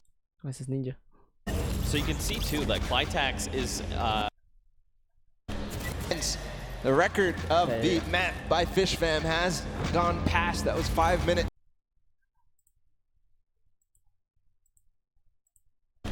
¿En serio? The record of the map by FishFam has gone past. That was 5 minutes. ¿Qué onda? Fortnite. Voy a tener que ver de otro stream. Es que se trabó también ahí, o sea. Ah, no, no sé. All right, just take it easy. Nice. All right, good lane. The tires? He's going for it. Yes. He's just going for it. Could he be the first one? No, Sunshine no. Soldiers have actually already done Oh, it los with están the en cut. 623. And Raven's Revenge there with the 636. So Sunshine Soldiers sneakily got it, but still a También los great pescaditos time ya from quedan them. los Don't tres. forget the first round, they were the only ones at 29 coins. What a close race, though. ¿También los ositos? All 4 Pero les falta teams uno. who were up there Les on the falta leap una. of faith have now completed it. The Cuddle Crew still need 1 more coin to actually finish the entire thing. Clytax feeling a little bit of pressure. He needs to start supporting his teammates. And then the just past 7 minutes. So the standings right now are shaking up with all of these teams being so close together. Can't wait to see where it is. Still, every single placement here matters. Chicken Champions, Funky Fighters, Little Whip Warriors, and the Llama Record Company all at 27. Who is going to come out on top in this 4-way race? And don't forget, this really does make a difference, right? They're all competing for prize money, so being able to come out ahead of another team, that's going to secure you more of that pot, so they have to be very careful, right? They have the 2 minutes left, but man, to see all these other teams, 4 of them already get that 3rd coin. Like, you know, we saw that first game, it was like, oh man, Raven's Revenge, you only won at 29 coins, everyone else is not even close. Second game, the story is FishFam and Funky Fighters. Now, we've got 4 teams that have gotten ¿En serio? ¿Ya hicieron un dron de...? Insane, especially how close it is. Like, if you look at Raven's Revenge and FishFam, right? Just a few seconds difference. All that could mean Hicieron huge un dron de la World Cup. Standings at the end of the match. del camión de Meanwhile, Fortnite. nobody yet up to that leap of faith. Oh, actually, Kuto. We saw him finish the game last time for the Funky Fighters. See if he can do it again. He's got 1 minute and 15 seconds to do it. Came in second, just behind the Fish Fam in their record-breaking run. Can he do it now? All pressure on him. And I mean, you gotta look right on all those other teammates are still being Queroco. eliminated, right? They're trying to get up there because, again, just more shots you can take at the leap of faith, the better, right? The more chances you have of securing that 30th coin. So many teams are approaching this leap of faith now. You can see in the background, there's at least 3 teams up here total. Could be also some players who have not yet finished the map from the other teams. As Chappie sits there, 39 segundos. Chicken Champions making their approach. I'm wondering, Kororo, if you do this last one, you are going to beat out the Funky Fighters. And that could mean huge placement in terms of the prizing at the end of this 30 este men ya seconds llegó, to go. este men ya llegó. All right, Simón, wait, he's made ya it. llegó. Okay, look like okay, it's fine. Small jump. Llegó. Got it. Moneda. Last jump. Vámonos. He's got the coin too. There you go. So the Funky Fighters finish up. 10 ahead of the segundos. Chicken Champions. 9, Kororo, fortunately, is going to 8, fall shy. 7, But 6, at 29 coins 5, and 5 seconds 4, remaining, I think that's going to be the end there for this. These are the standings as they are. The Chicken Champions come out there. No. And what an amazing run it was. Wow, 6 teams secured themselves the 30th coin. night and day situation coming out of that first World Run. We got to witness, but look, smiles all around. Again, in case you're just tuning in, welcome to the Fortnite World Cup Creative Finals. These are the very best of the best from the creative side of Fortnite, and they're all joined here by their team captains and facing off for prize pool. And these games have not disappointed. The World Run, honestly, I take it all back. I thought we weren't going to see a 30th coin. I'm a liar. I don't know what I'm talking about. Nope. They smashed it. These guys are the best of the best. Fish fam, Ravens Revenge, these guys showed up hard on this World Run. Absolutely incredible performances, two-time finishers all the way through. And now we also have to be able to think about what these standings are going to look like at the end of the day, because it was close, right? Ravens Revenge, that first one, and then getting second, and then getting second again, could mean that they are in contention for that first place here in this set. Yeah, I mean, so Raven had plenty of 29s, right? They came in second, I think, just about every game except that last one. You got Fish Fam. They had the fastest time of 5:25. In that last game, we saw Sunshine Soldiers, though. They had a 6:23. So it depends where they place in those other matches, right? What does that mean for all these standings? Don't worry, we're tallying everything up. We're breaking it all down, and we'll have that for you as soon as we are ready to do so. But man, the World Run was dope. That was super fun. It was like we were like casting golf. Like, oh, takes a shot, and he sinks it. Sinks it first. Absolutely crazy. The tension at the end when everybody realized that they needed to make that last jump was just awesome to feel. The crowd was feeling it too when you made it towards that last one, when they finally made it through that last tire, or making their bounce all the way through, just like flying through the sky for that last coin. Felt good. It's got to feel good for these guys. Yeah, and I think too, being able to just like key in on different players, right? It wasn't like it was Turtle. We saw in that first run was dumpstering everybody else. Then it was like next game there was different people that were really showing up. Even that last game, ¿Pero right? a qué hora salió esa cosa? ¿A qué hora salió el Marshmello? Ya tenía todo el chingón de 3 or 4 obstacles in a row. It was insane. But for now, let's go ahead and send it over onto the deck with Pookie Face. She's standing by with the Sunshine Soldiers. So Pooks, what you got? Hello, Zeke. I am down here with the Sunshine Soldiers. They're the most adorable team, in my opinion. Vamos a ver They cómo are hablan coming from all inglés. corners of the globe. They've come here to compete today. Now, so far, you guys have, there have been a couple of struggles, but the day isn't over. We still have the remixes coming up, so keep that in mind. Do you guys have a new strategy going into the remixes? That's top secret. Hidden information. Information, that's it. And you, coming all the way from Spain, it's so lovely to have you here, Daniel. What has it been like to... I'm actually from Mexico, not Spain. From Mexico, sorry, from Mexico. What has it been like to be a captain of your team for the Creative Cup? Yo amo a estos chicos, en verdad creo que no puede tener mejor equipo, estoy demasiado contenta de tenerlos conmigo y estoy súper feliz por la experiencia. I feel really happy. I couldn't have a better team, and I'm super excited about this experience.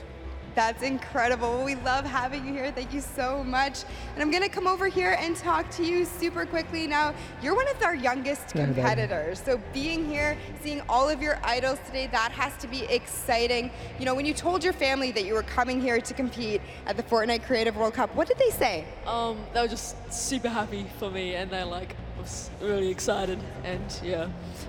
Do you want to keep competing in these massive Fortnite events? Do you love this? Yeah, it's really good. And finally, down here at the end. Now, again, all of this diversity is incredible. Now, you're here just essentially to compete at this event, but not only for that, but you're representing your country. So how does that feel? Is that a lot of pressure? Yeah, there is a lot of pressure, and it feels amazing. Even though there's the pressure, it also feels great. Well, you guys are doing an incredible job. Best of luck to you in the remixes. Gonna throw it right back over to the casters. Man, Pooks, you are not lying. They are adorable. They're all so happy to be here. You love to see it. Man, the Sunshine Soldiers again. Mad props to them for coming in with that 6:23 time in the last set of that match there. Again, though, 6 different teams, all with 30 coins. What does that mean for the standings? That means basically it's anybody's game, right? That just means anybody can take this, because everybody really was pushing the pace. Everybody was making sure that they were in towards the top. It was basically shaken up from top to bottom, except maybe the top 3, right? Yeah. Ravens Revenge, Funky Fighters, Fish Fam, all these guys completed their runs and placed highly in the other